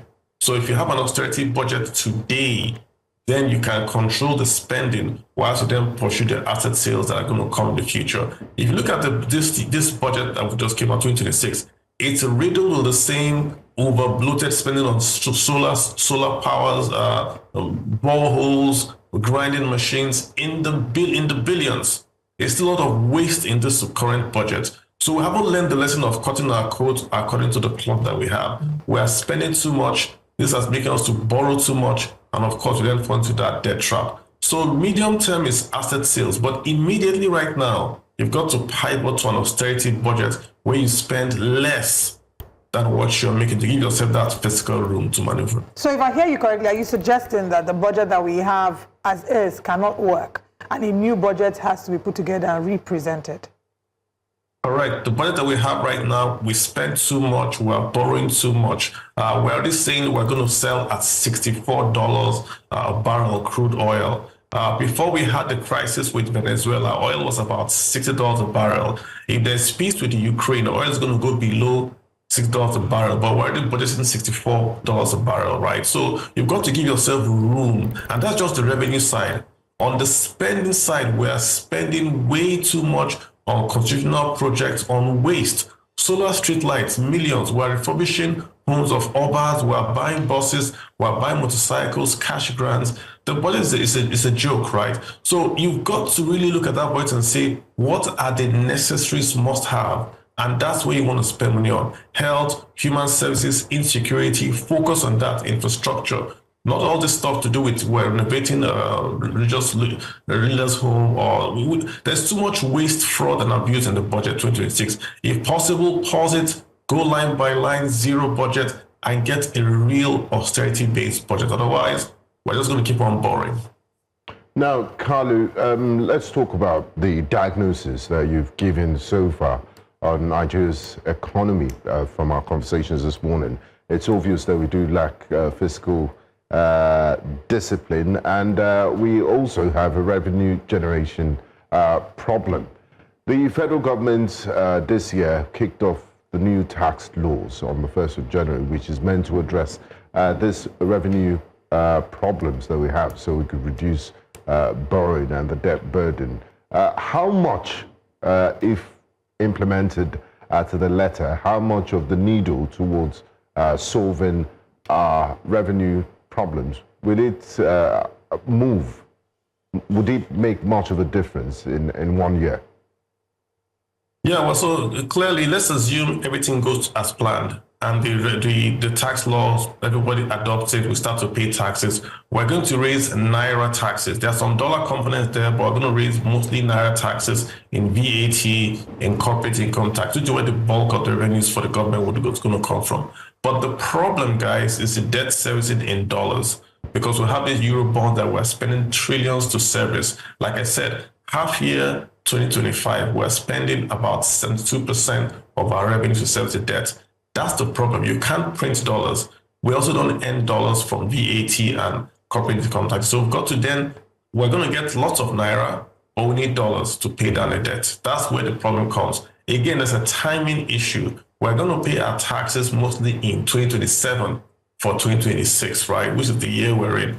So there's a timing issue but we incur our costs today, but the revenues are going to come later down the line.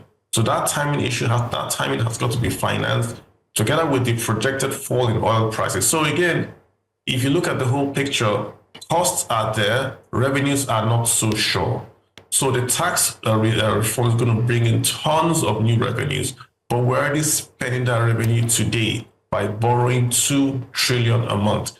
If we simply cut the budget down, we don't have to borrow 2 trillion a month. That gives a lot of allowance to then say whatever revenue comes in, we can use to then do infrastructure and to pay salaries rather than doing debt servicing. Okay, I mean, it seems a bit scary, what the reality is. You've made medium and immediate suggestions as to how we can navigate this. But CFG seems to have made some projections that maybe it's not all doom and gloom. They've predicted 5% GDP growth, MPR below 20%, single-digit official inflation, and exchange rates between 1,400 and 1,500. From where you stand, is that a light that we can see in this tunnel that has looked really dark? Yeah, so I don't want to be pessimistic. Let's give me the numbers, right? So there's a report also that came out, again, I saw it on statistics, right? 85% of Nigerians earn less than 100,000 Naira a month. So all the VAT is based on consumption. Corporate income tax is based on consumption. I just got to consume to generate these taxes. When you see GDP is going to go up, the way it works, the GDP goes up, the economy becomes more productive. You can then tax that productivity and raise revenues. Or is the economy today an economy that can create revenues and create jobs that can be taxed? That's the problem. There's a lot of unemployment in Nigeria. So you have a tax regime that is very, very good. But if Nigerians do not get jobs and do not spend and consume, you're not going to generate those taxes from Nigerians as being planned. The issue is GDP does not pay down debt. Revenues pay down debt. And the revenues today have been overtaken. Let me give you a stat that will maybe worry you. 100% of the revenues that Nigeria is going to make from crude oil and gas, 100% cannot cover the debt servicing in 2025 budget. 100% of the revenues from oil, from gas, cannot service the debt in the budget. So when you see a stat like that, how do you solve it? You've got to cut the spending. That's really it. You can grow GDP, but that's a lagging indicator. Today, from Monday today, costs have already started in the economy. How do we pay those costs today? We're going to have to go borrow before revenues come in.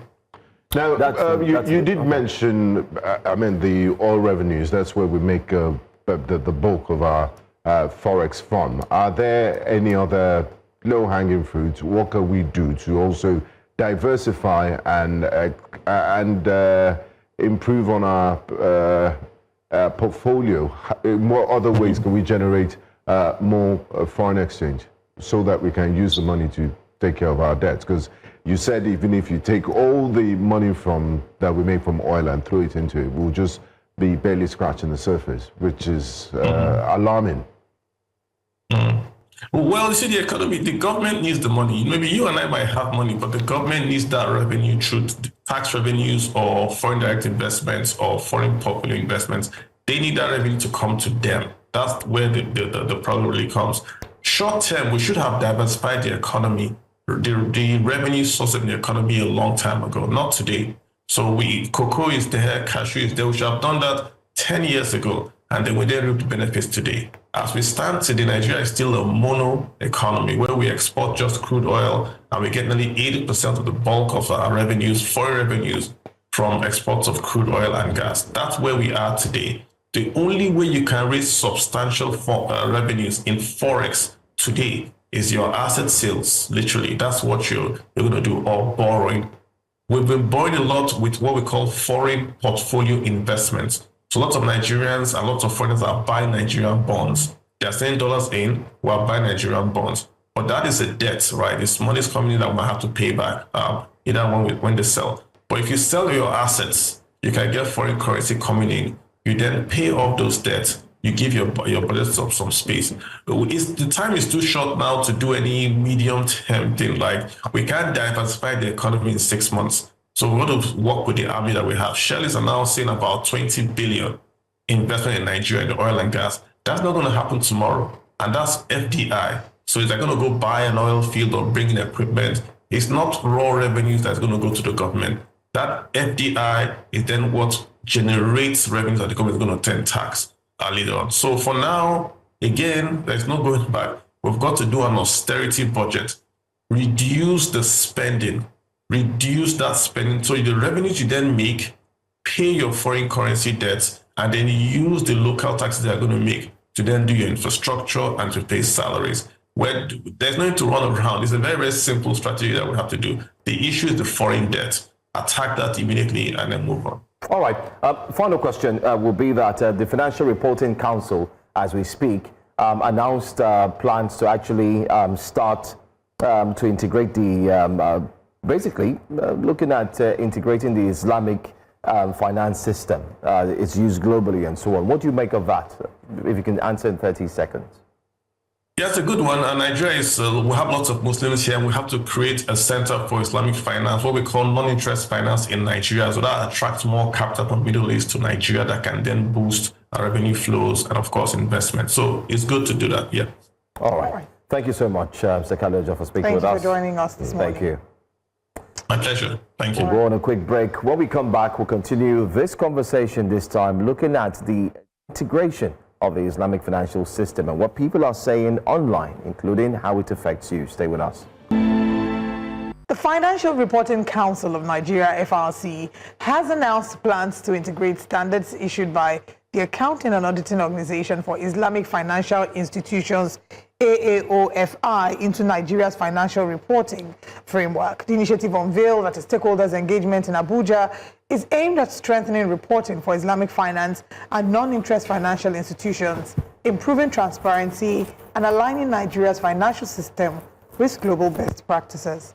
The council said the integration will be phased, stakeholder-driven, and aligned with existing laws and prudential regulations, with the broader objective of boosting investor confidence, enhancing market discipline, and positioning Nigeria as a credible hub for Islamic finance in Africa. To discuss the implications of this development, we now have joining us economist and development expert Aliyu Elias, who joins us all the way from the Federal Capital Territory. Good morning. Good morning.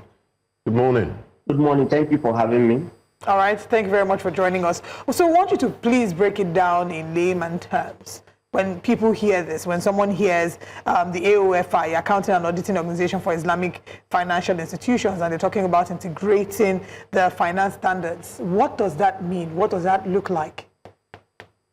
Right. Thank you so much. Basically, what it simply means that we want to align with global standard in terms of the Islamic finance and products. That simply means that we've been having, we had different Islamic banks in Nigeria. Beyond those that are even purely Islamic banks, we also have conventional banks, having some section looking at Islamic banking. So it simply means that there's a standard globally. So we are now going to integrate into that standard, and that's going to have a lot of advantage. Number one, is to position us and shows that we are actually following the Sharia compliance in that area when it comes to accounting, auditing of Islamic finance products. Number two, it will also help in terms of capacity building and certifications. Most people that are in that area need to be certified, and they need to also conform with global standard. This global standard will enable foreign direct investment, it will enable trust, and it will also engender the Islamic finance as it were more deep. So it's well encompassing. It simply means that you've been operating, but you are not operating to the level of global standard. Now you are moving to the global standard. This will also help the FRC to actually monitor and also understand the operation of Islamic products and finance in Nigeria. Okay, let me ask this very quickly. I like the fact that you've explained what it is, and this is very important because if you go online, as usual, Nigerians, a cross-section, have taken it to mean something else. I'm just going to read one of the comments quickly and let you help Nigerians, all of us, really understand. So this comment says, Nigeria is a religiously diverse country. Of course, religious has now been taken into the entire context. And integrating Islamic finance standards into the national reporting framework will inevitably raise questions about fairness and neutrality. Does this have anything to do with anything concerning, fairness and neutrality? He goes on to say, lastly, while Islamic finance can bring transparency and attract investment, it should not be treated as a preference or given undue priority over conventional or Christian compliant financial standards. Can you help all of us, including those who may be ignorant about this, to fully understand what it means? If it has any religious connotation and so on. Right. So basically, let me say this first. This organization that is accounting and auditing Organization for Islamic Financial Institutions, United Kingdom is part of it. So for you to know, that is not much more of Islamic as we thought. The only principle is that it has different principles from the conventional bank. And I want to like us to see it from the principle base. One, it is non-interest bank. If you go to Nigerian banks that are Islamic bank now, you can see that both Christians and Muslims are working there and are also banking with them. So it does not have anything that has to do that you are becoming a Muslim or you are transacting with a Muslim, not at all. Number two, he talks about interest. He talks about a risk sharing, not risk shifting. Without reducing any banks, the fact remains that once you have any investment or you transact any business with this Islamic bank, they are going to share from your risk, not risk shifting. Then thirdly, basically, you can as well choose which of the bank you want to buy. You can go to conventional bank or you go to Islamic bank. It also gives you opportunity for finance. You also recall that this actually brings discipline, like the FRS said. Now, it does not give room for even over borrowing, to get much more debt because they're going to be in the business you are doing and you're going to operate together. So it does not have that once you do it, maybe it's only Sharia compliance that talks about non-interest. So you can choose either banks that give you interest or, banks that actually operate with interest or bank that did not operate with interest. It's just an option. And I think it's opened a vista of opportunity for Nigerians that you can do business and you believe that your risk is going to be shared. Okay, Mr. Lyons. As basic as this might sound, just for the sake of our viewers, are these banks open to Christians and non-adherents of the Islamic faith? 100%. You do not have anything. It does not have anything to do with Islamic faith. In fact, I can tell you, you can fact check this. Most customers are even, I know, most of them are like non-Muslims. So it's clear. It does not have anything to do with your faith. Does not have anything to do with your religion. You are not feeling fun because you are a Muslim. Not at all. It's just the Sharia compliance that has to do with non-interest bank. That's all. It does not have anything to do with faith. Okay, I want to ask, when you say non-interest, again, for the benefit, is it the interest that the bank, is interest coming from the bank or from the individual? So please help once again to break down non-interest. Because if I put my money into the bank, I'm expecting it to yield interest. So let's understand. Or is it interest on loans? On loans, on the bank. Which one? Right. So what I'm just trying to say basically is that you don't expect an interest on your money. Then you don't also expect to pay interest on loan. What it actually simply means that we are going to be a profit sharing. So for instance, I want to do a business. So instead of me paying interest, that the concept of interest paying is shift to me. Perhaps I'm to pay interest, and the more I delay, the more the interest gets increasing. But in this case, once you borrow money, the bank is interested in your business, and you are going to be co-sharing the profit and the loss as well. That's what it simply means. So when you lose while doing the business, it's clear to them that yes, it's this process is actually clear. And that's why most of the business that you can transact there are businesses that are transparent. You can borrow money for trading, you can borrow money for property, you can borrow money for business activities, but it must not be vague. So that's what it simply means. So it does not really, it simply say that anything you are doing with them, we don't give interest and we don't take interest. We will share the profit. Okay, that's clearer. I think that solves, that gives the answer. Olive, you have a question? Or all right. I just want to say what should be the expectations going on from here, and how significant would you say this reform is in strengthening Nigeria's competitiveness within Africa's financial services sector? Right. So let's take it from. I'm sure we are all familiar with what we call Sukuk bond, which is a Islamic bond. So it will give room for such more money, investments in Nigeria the more, because people will have trust in the process more.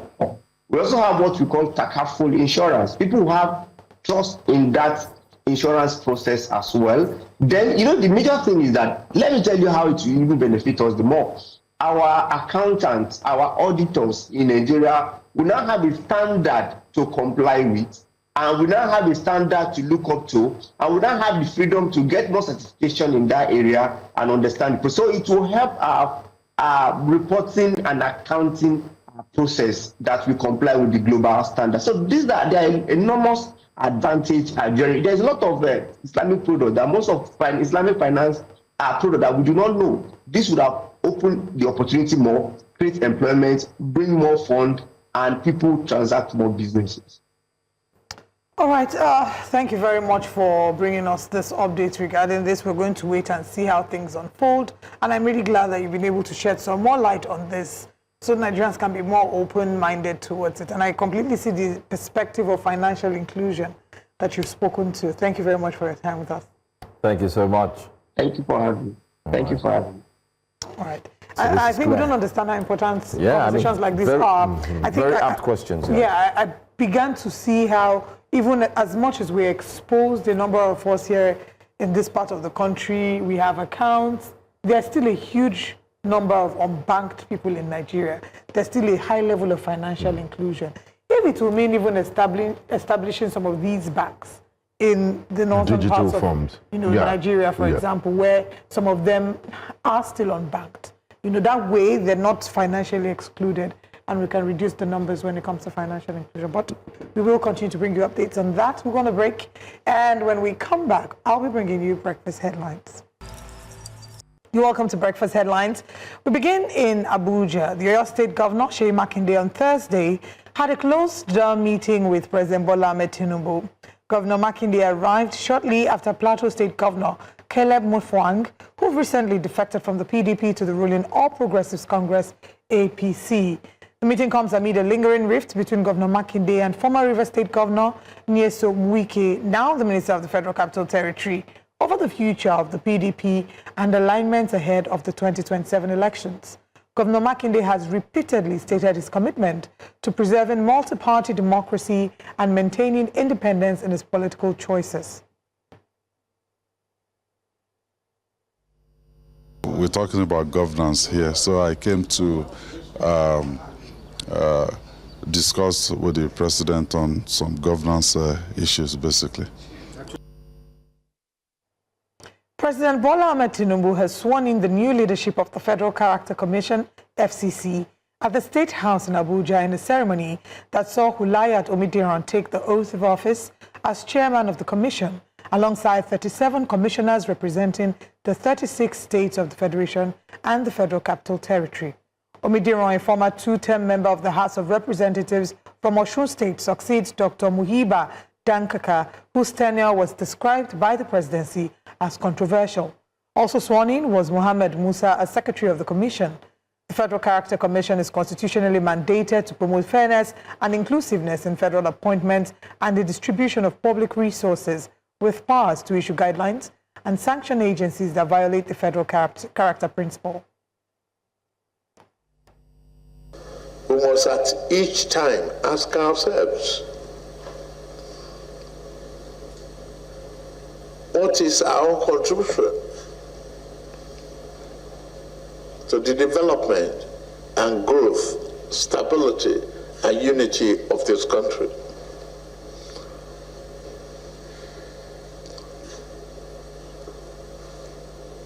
If I can borrow from John F. Kennedy, who asked the Americans, and I'm asking you to ask yourself, not all the time, what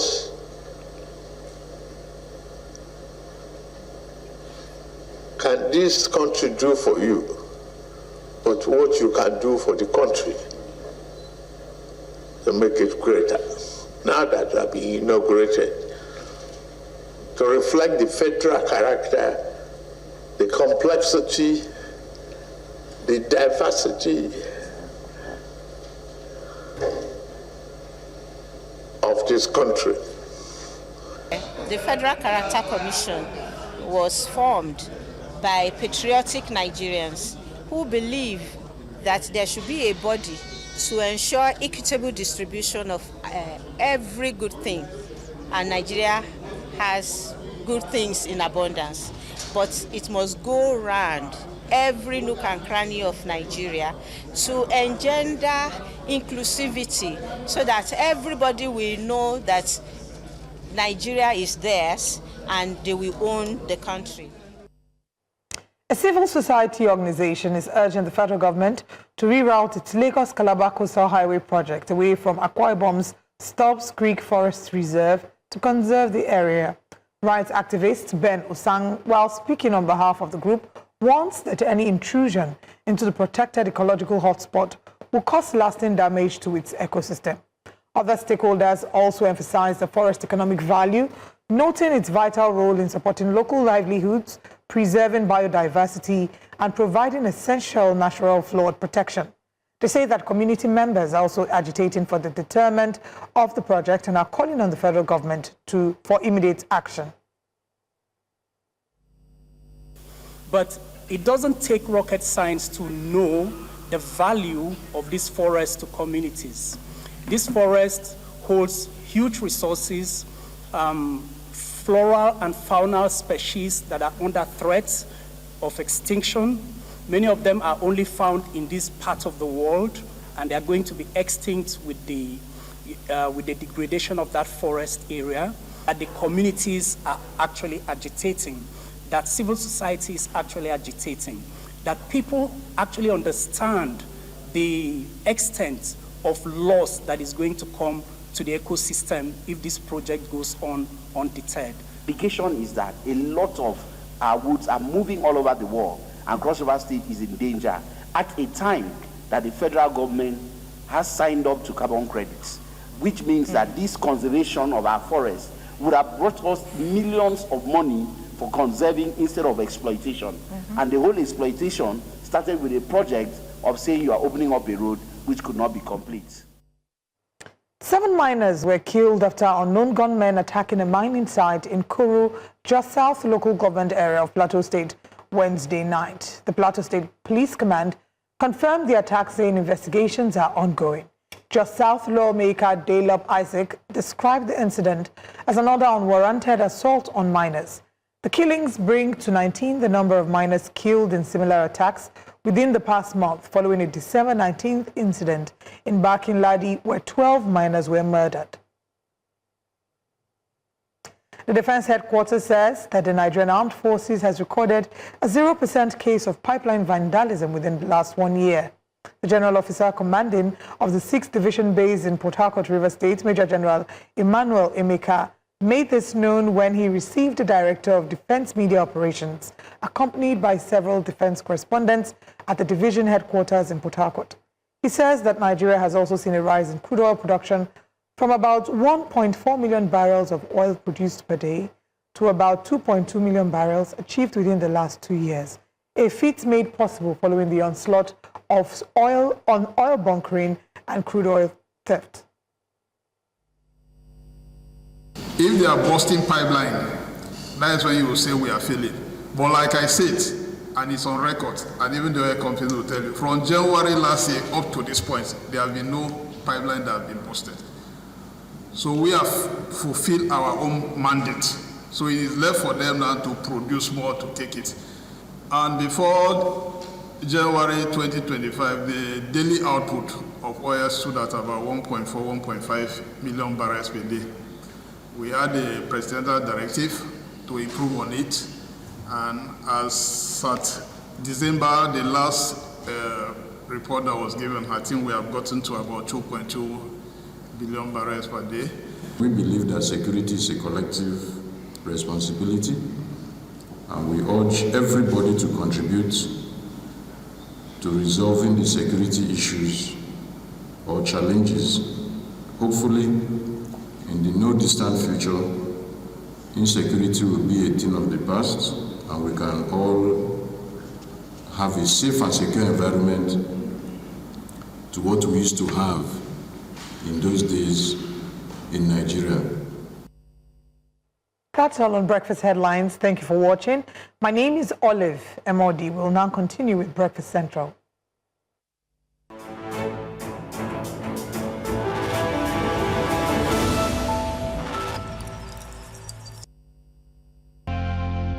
Let's now find out what the big stories are making the headlines today. Joining us for the front page of the newspaper is public affairs analyst Dotun Ojon.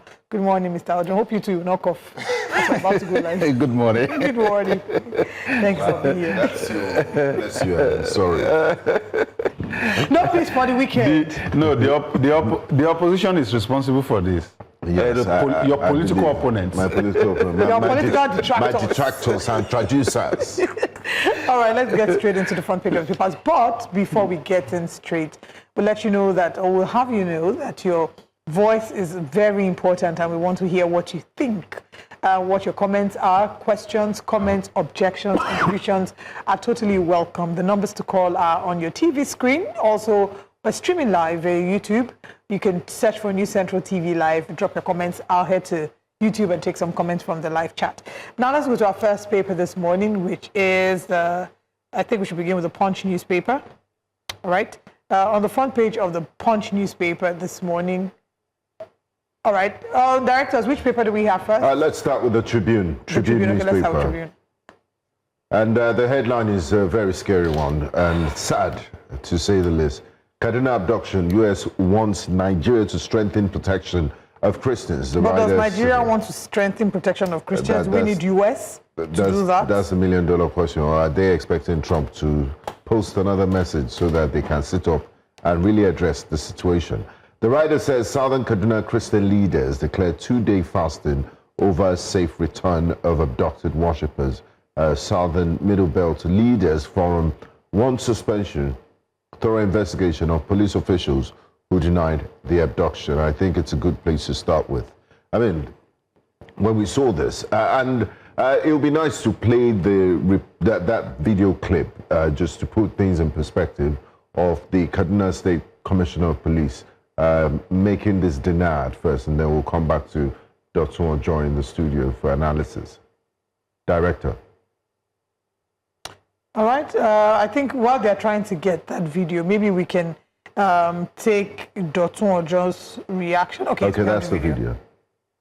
There is bandit attack in Kurumin Wali, in Kajuru local government. We quickly mobilize our policemen, military and other security agencies to the area. But to our dismay this morning, till this morning, till now that we are speaking, nobody is able to come out with any figure or name of any person that is kidnapped from that community. Our policemen, the chairman of the local government and other agencies were at the scene of crime, alleged scene of crime. We went there. Till now, there is no information about any attack or any kidnapping of over 300 persons. And on this, I want to warn some of these troubleshooters. Please stop giving out false information to those discredit the state and the security agencies. We are always ready to deal with any situations. And if they didn't stop this kind of menaces, we are going to arrest anybody that is found wanting. So you've seen what he said, and very, very confident statements he made. These are lives of Nigerians that were hanging in the balance, their safety. But let's hear your reaction. Okay, the bigger picture really is not what the commissioner said. The bigger picture is what led to what he said, which is not even the kidnapping. It's the fact that the community thinks that it is not safe enough to give out information even when disaster happens. And it's a big question mark. And you know, we have repeatedly talked about the fact that the citizenry does not trust the government. And at every point in time, there's no how you will be able to police a community without first having the trust of the people. This is a complete display of lack of trust of the people in their security, in their government, and by extension, their security operative. Now, we cannot begin to talk about failure of intelligence for somebody to have come to say, oh, we relied on the community people and we didn't get information. It shows that something is wrong in that local government. For instance, as deep into the forest as any local government may be, there must be, as a matter of fact, presence of DSS. That's why at least you have them at the local government headquarters, even when they don't have enough men to go around and all of that. But it shows you that from this display of, I don't want to use the word ignorance, from the fact that the police authority was not even aware that there was kidnapped, it means that there's a failure of intelligence, not a preventive intelligence, which is what should be the conversation. It is actually when this thing has happened, instead of being reactive. Yes, when this thing has happened, they still don't have information to it. So, and this. So why would he go on there and make those blatant denials? Because this is not denial. He was certain that that thing did not happen. It was clear lack of information. He doesn't have the information. And you will see, it's not just about the police. You will see the number of other agencies of government that came behind him in that interview. If you look at the interview, it shows that the entire security architecture of the state is not aware that something is about to happen. And apart from the fact that the entire security operative or architecture of the state is not aware, even after the thing has happened, they do not have their men on ground to the point that they will have information as to what has happened.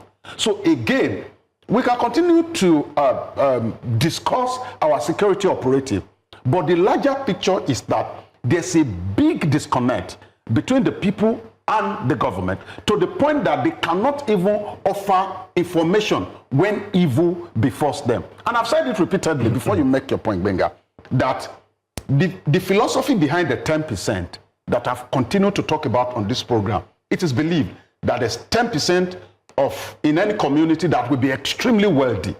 It is believed that also there may be the possibility of a 10% that will want to commit crime. It is the duty of government to rally the remaining 90% against this 10% that wants to commit crime. But when the government does not have control over the 5%, how will the government now get 90%? So trust issue, believability issue, the fact that the government talks to you to tighten your belt and they live in opulence will continue to destroy the code of partnership that should exist between the governed and those that have partnership and trust. Just before we move on to another story on the front page of the Tribune, still on this story, Southern Middle Belt leaders from one suspension. Some have also been calling for that there should be some form of punitive measures against the Commissioner of Police or senior police officer to act in this manner, that there should be consequences for his actions. Yes. What's your take on this? In fact, if you ask me, if there's a way the Constitution permits, there should be a punitive measure against even the governor of the state. For this to have happened, it means that everybody that is involved in the security, the chief security officer of the state, everybody has come to the conclusion that this incident did not take place. There's a governor that ruled a southwest state, and one day I was having a conversation with somebody who you will call a nobody in my community. I was having the conversation.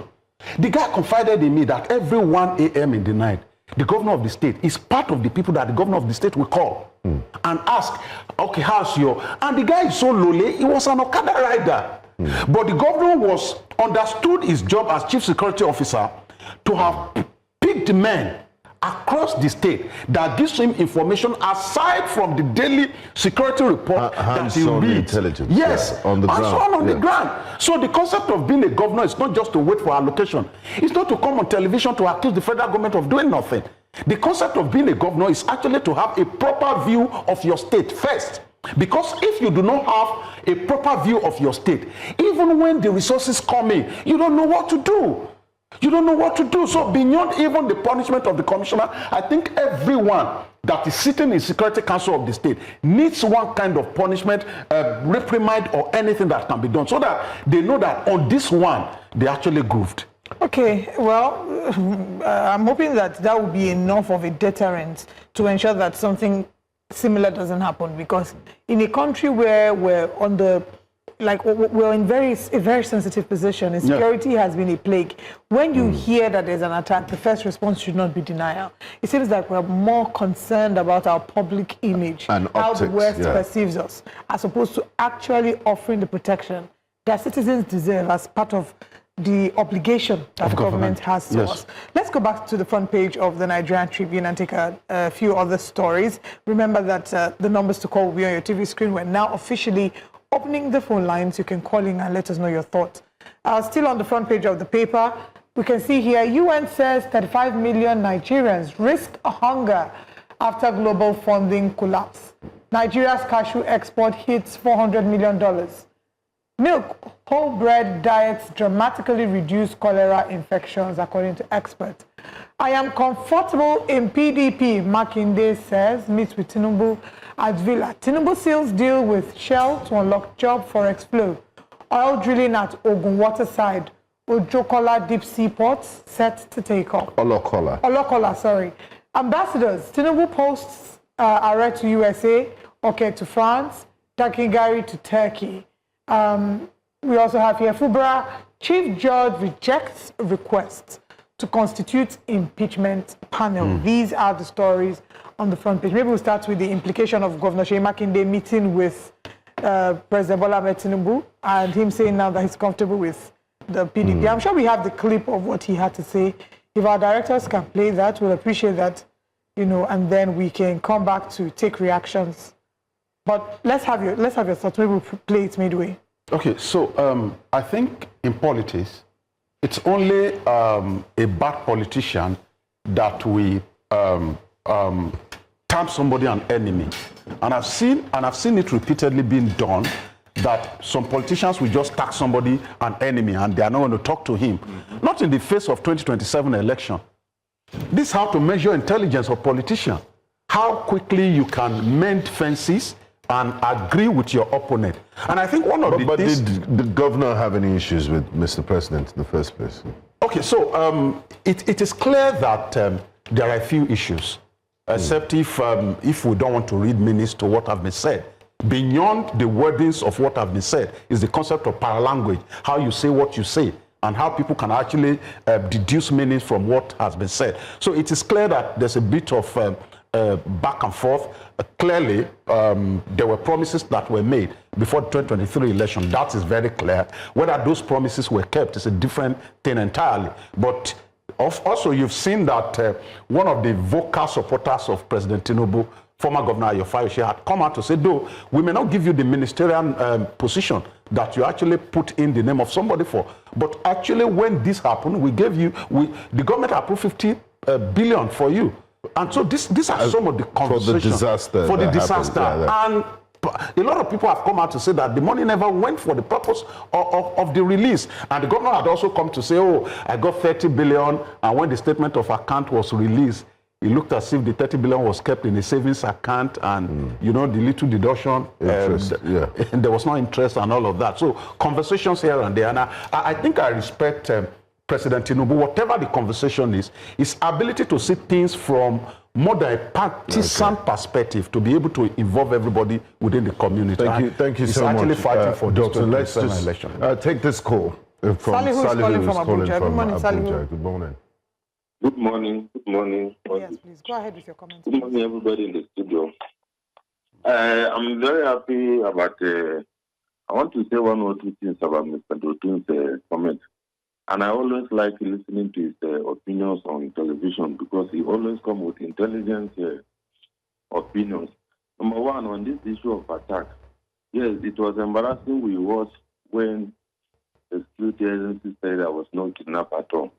Then barely 24 hours, we had another view from Abuja headquarters. Yes, there was sickness. So the intelligent view that Mr. Dotun put here is lack of trust from the community or from the people to the security agents to release the information. Meanwhile, the information has been going through social media where one of the people that were wounded mentioned, described how it happened. But because probably, like you said, they lack the confidence for them to tell the security agency exactly what happened.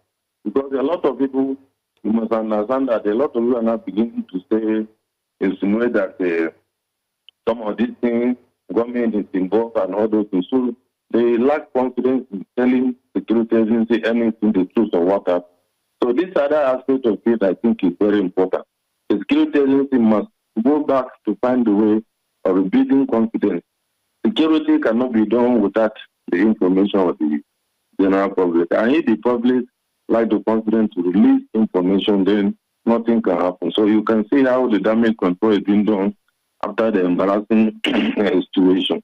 Then the second thing is, you mentioned one key element. If you are a leader, you don't just sit down and rely on those wearing uniform to give you information, because those wearing information also get the information from the grassroots.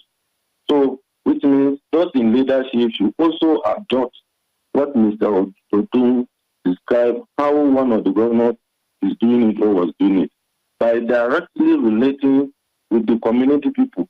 The most downtrodden person that you see can give you information. I worked and led a service in a situation whereby, because of doing my work before, I used to have that kind of a style of getting my information from the people around me, so that they can give me information on what is going to happen around, so that there will not be any crisis and this. So those two important views from Mr. Dotun are very critical, and I hope the leaders and those responsible are listening or have listened to him so that they can adopt this one. If we do that, I think we'll reduce some of this. It is not good to always have this kind of embarrassing counter allegations and this. It has happened, no, it has not happened. Then we finally come and say it has happened.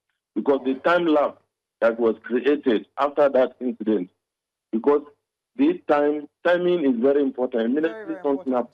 If they can get it, then they can quickly pursue those. But you can see we have had more than 24 hours. All right. Thank you so much, Salihu, for your point. Of course, timing is very important. Like we've said on the show several times, the first 48 hours are very key, and denying would not have been the first step. Mokunye Chukwuemeka says, but look at the underdevelopment in those areas. Is governance very hard? I know the politicians don't have shape, but it's sad. Keep the comments coming on YouTube. We'll take more comments when we come back from this break.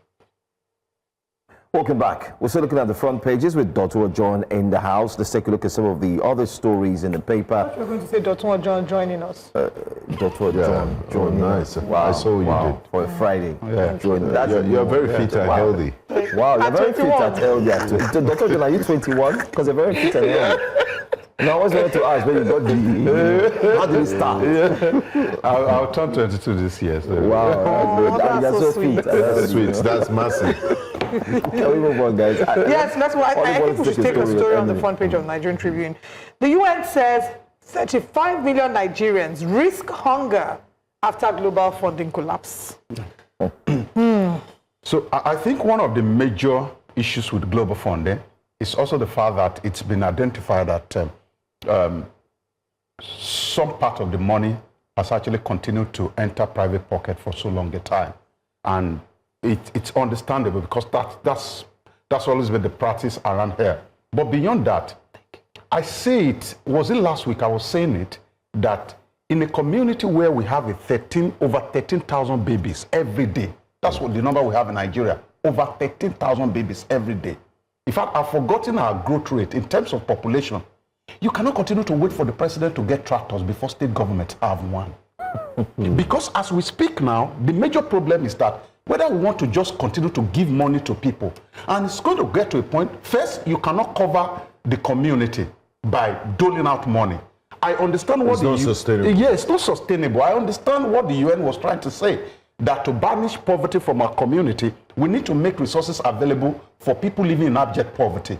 But we must not misconstrue that to mean handing over money in form of wicked empowerment year in, year out. We must be strategic. Can we feed the population that is going to emerge in Nigeria can we make them by 2030? Can we make them productive?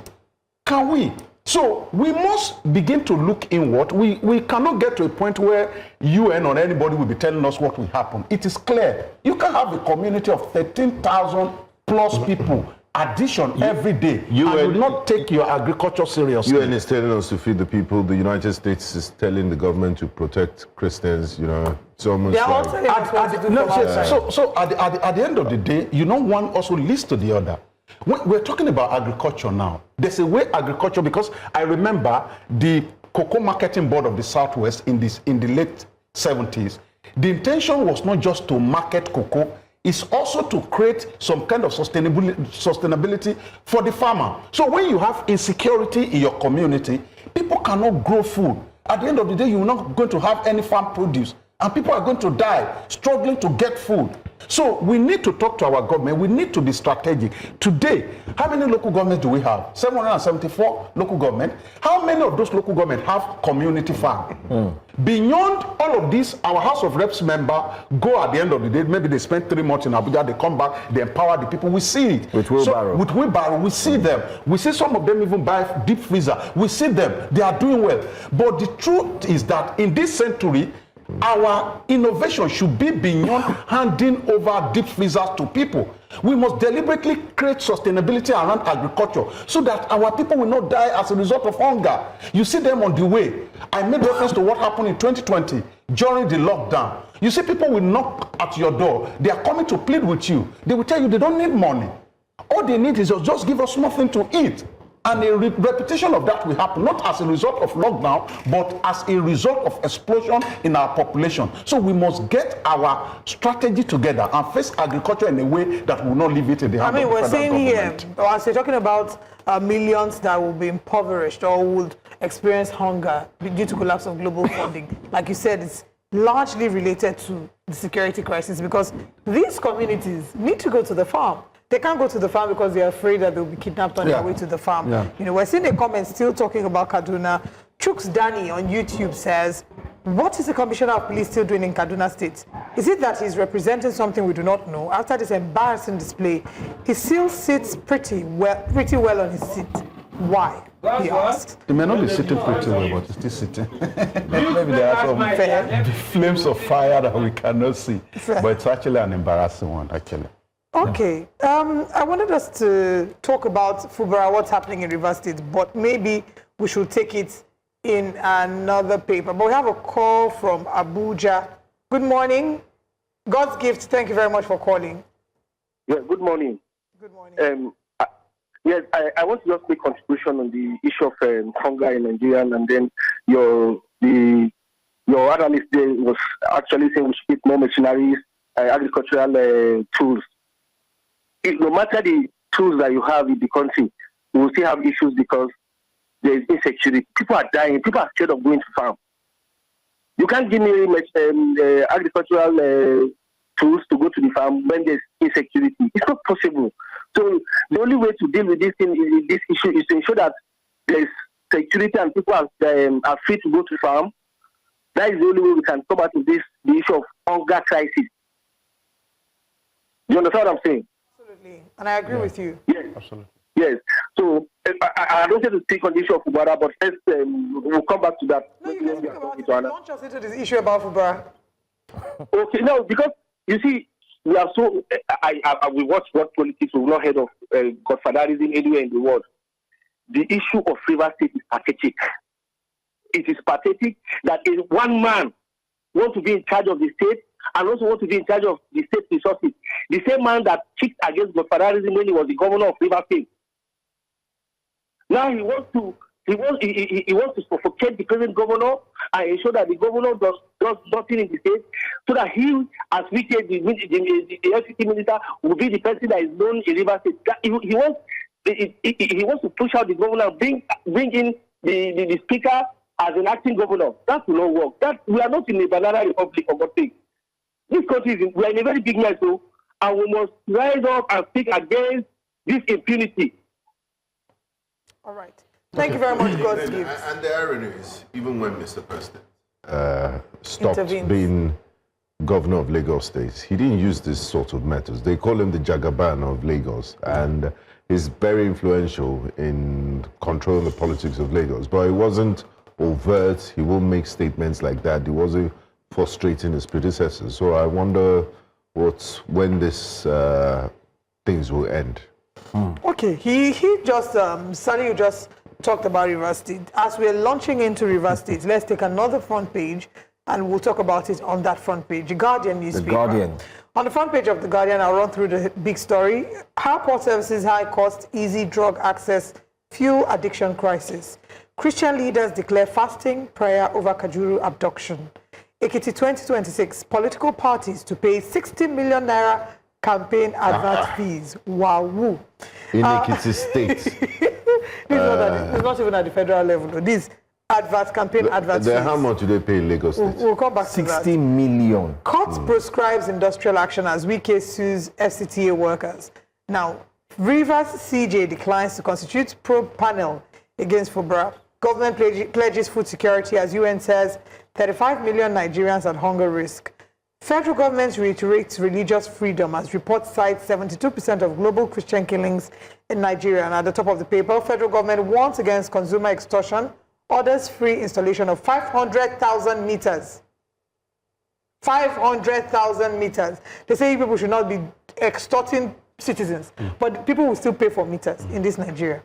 CSO knocks National Assembly on prolonged recess, warns Electoral Act delay threatens 2027 poll, and finally... What recess are they going for? Didn't they get a Christmas holiday? Well, if you ask me who I go as, a final story, ADC affirms Obi, Usman as strong coalition members. Too many stories here. Let's start with Fubara. What's happening in River State? Okay, so you also permit me quickly to touch on what the story from Ekiti, so that we can lay it bare, people can understand the 60 million behind it. But for Fubara, we were here last week, and I taught the governor one strategy in war.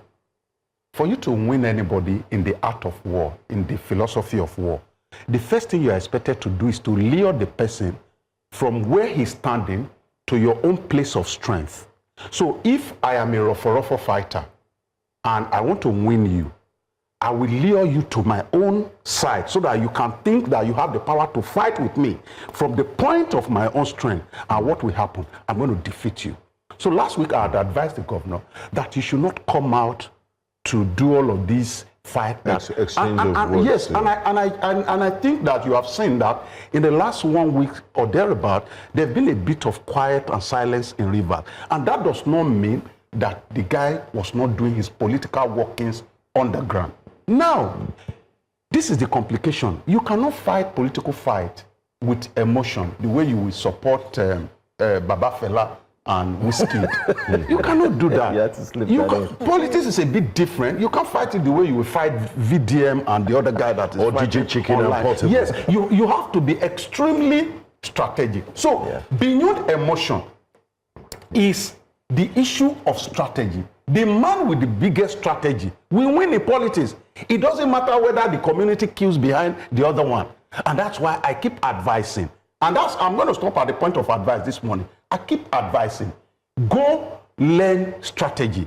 And when you learn your strategy in silence, you can deploy it in the public. But for you to come and be see, there are some positions that are too, let me use the word presidential. I am not going to come to the marketplace and start fighting people or trying to stamp my feet on the ground that I am so. No, I am going to use strategy. Strategy is what moved Fubara from PDP to APC. Silently, quietly.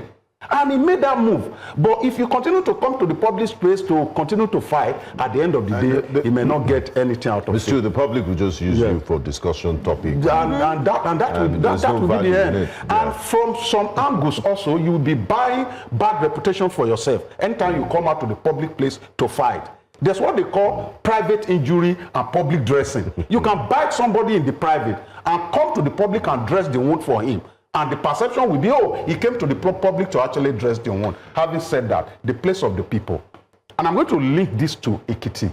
When you talk about two personalities in a democracy, and you leave the population of the entire state, you are doing injustice to democracy. Now, there's no how you can talk about the people if the people are not known to democracy. Because we have how many numbers of people in Nigeria today? Many of us are not known to democracy. The number of people that are known to democracy are those who participate in the process of election. If you don't have voters card, INEC does not know you exist. True. So now, when you now look at those who have voters card, you now measure their value to politics. You can be known to democracy and not be valuable to democracy. For instance, there was a tanker that fell, and people went there to scoop fuel. Some of those people who went there to scoop fuel, they have voters card. But you will have known the way they will decide on the day of election. That if at this century, people can still run with gallon and went to scoop fuel, it means that they cannot make the right decision on the day of election. Right. So illiteracy is standing tall in the hierarchy of everything that is affecting our democracy.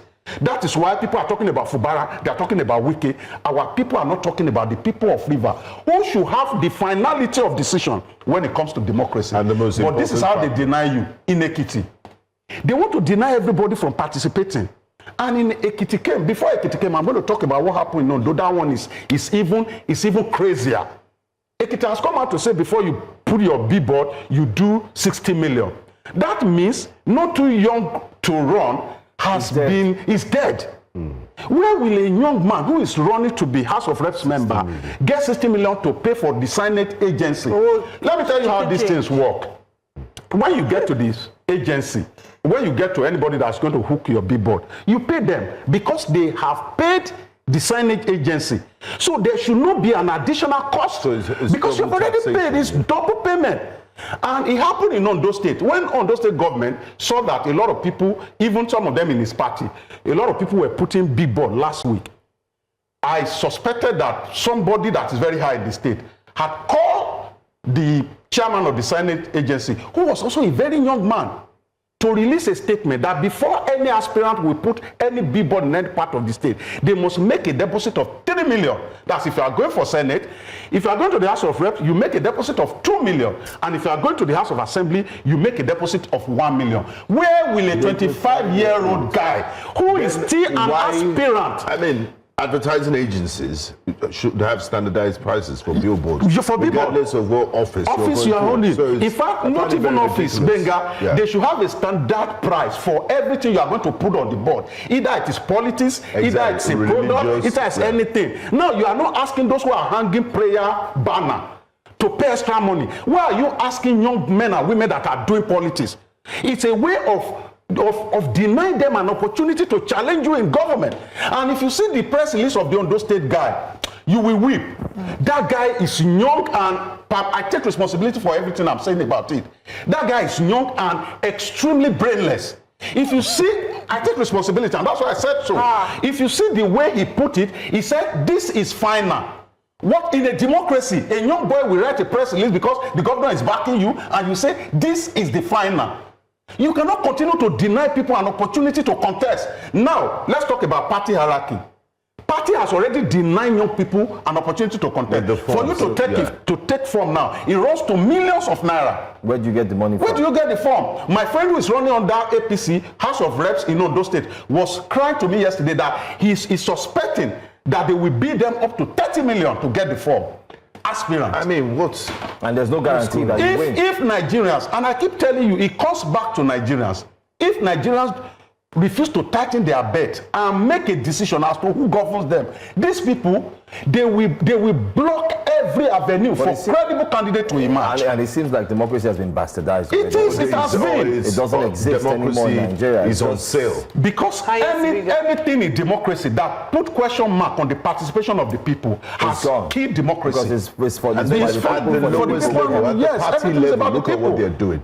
There's no internal democracy. I mean, like one of our guests came yesterday, said it's no longer the people. It's for the elite, by the elite, and with the elite. It's crazy. And now you will see. Million, 30 million? Unfortunately, the governor of Ekiti is a man I personally like because he has this Omoluabi kind of character. He will not come to the public place to abuse people. But when you are subtly muzzling the mouth of opposition, then we cannot be together. Because the essence, I'm not even saying allow people to win election. Just allow people to contest election.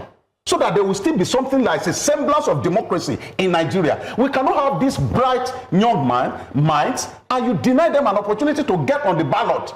To just get on the ballot. We know that majority of these guys are still going to rig election at the end of the day. Just allow them to get on the ballot. Right. Just allow them. Anyway, we have to wrap things up here. Thank you so much, Mr. Ojon, for joining us. Thank you so much. This is not the democracy that our fathers, our political leaders fought for. Our generation is to do differently and decide what kind of democracy we want to run. That is being practiced. We'll be out of the studio now. I will be back again on Monday. And I wrap up by giving a shout out to two people, Tayo and Ebube. Thank you very much for being such incredible persons, and I wish you a wonderful birthday. So that I don't be going looking for a turning around on Tayo, we'll be taking the glory. Just T-boy. I'll use those one girl on the screen. You look like Ebube. I just watched that video. Ebube is the mother of my goddaughter, Ebube Moye. Okay, now you're talking. Yes. Add the Moye there. Not, they won't say I boo boo. They just call your name now.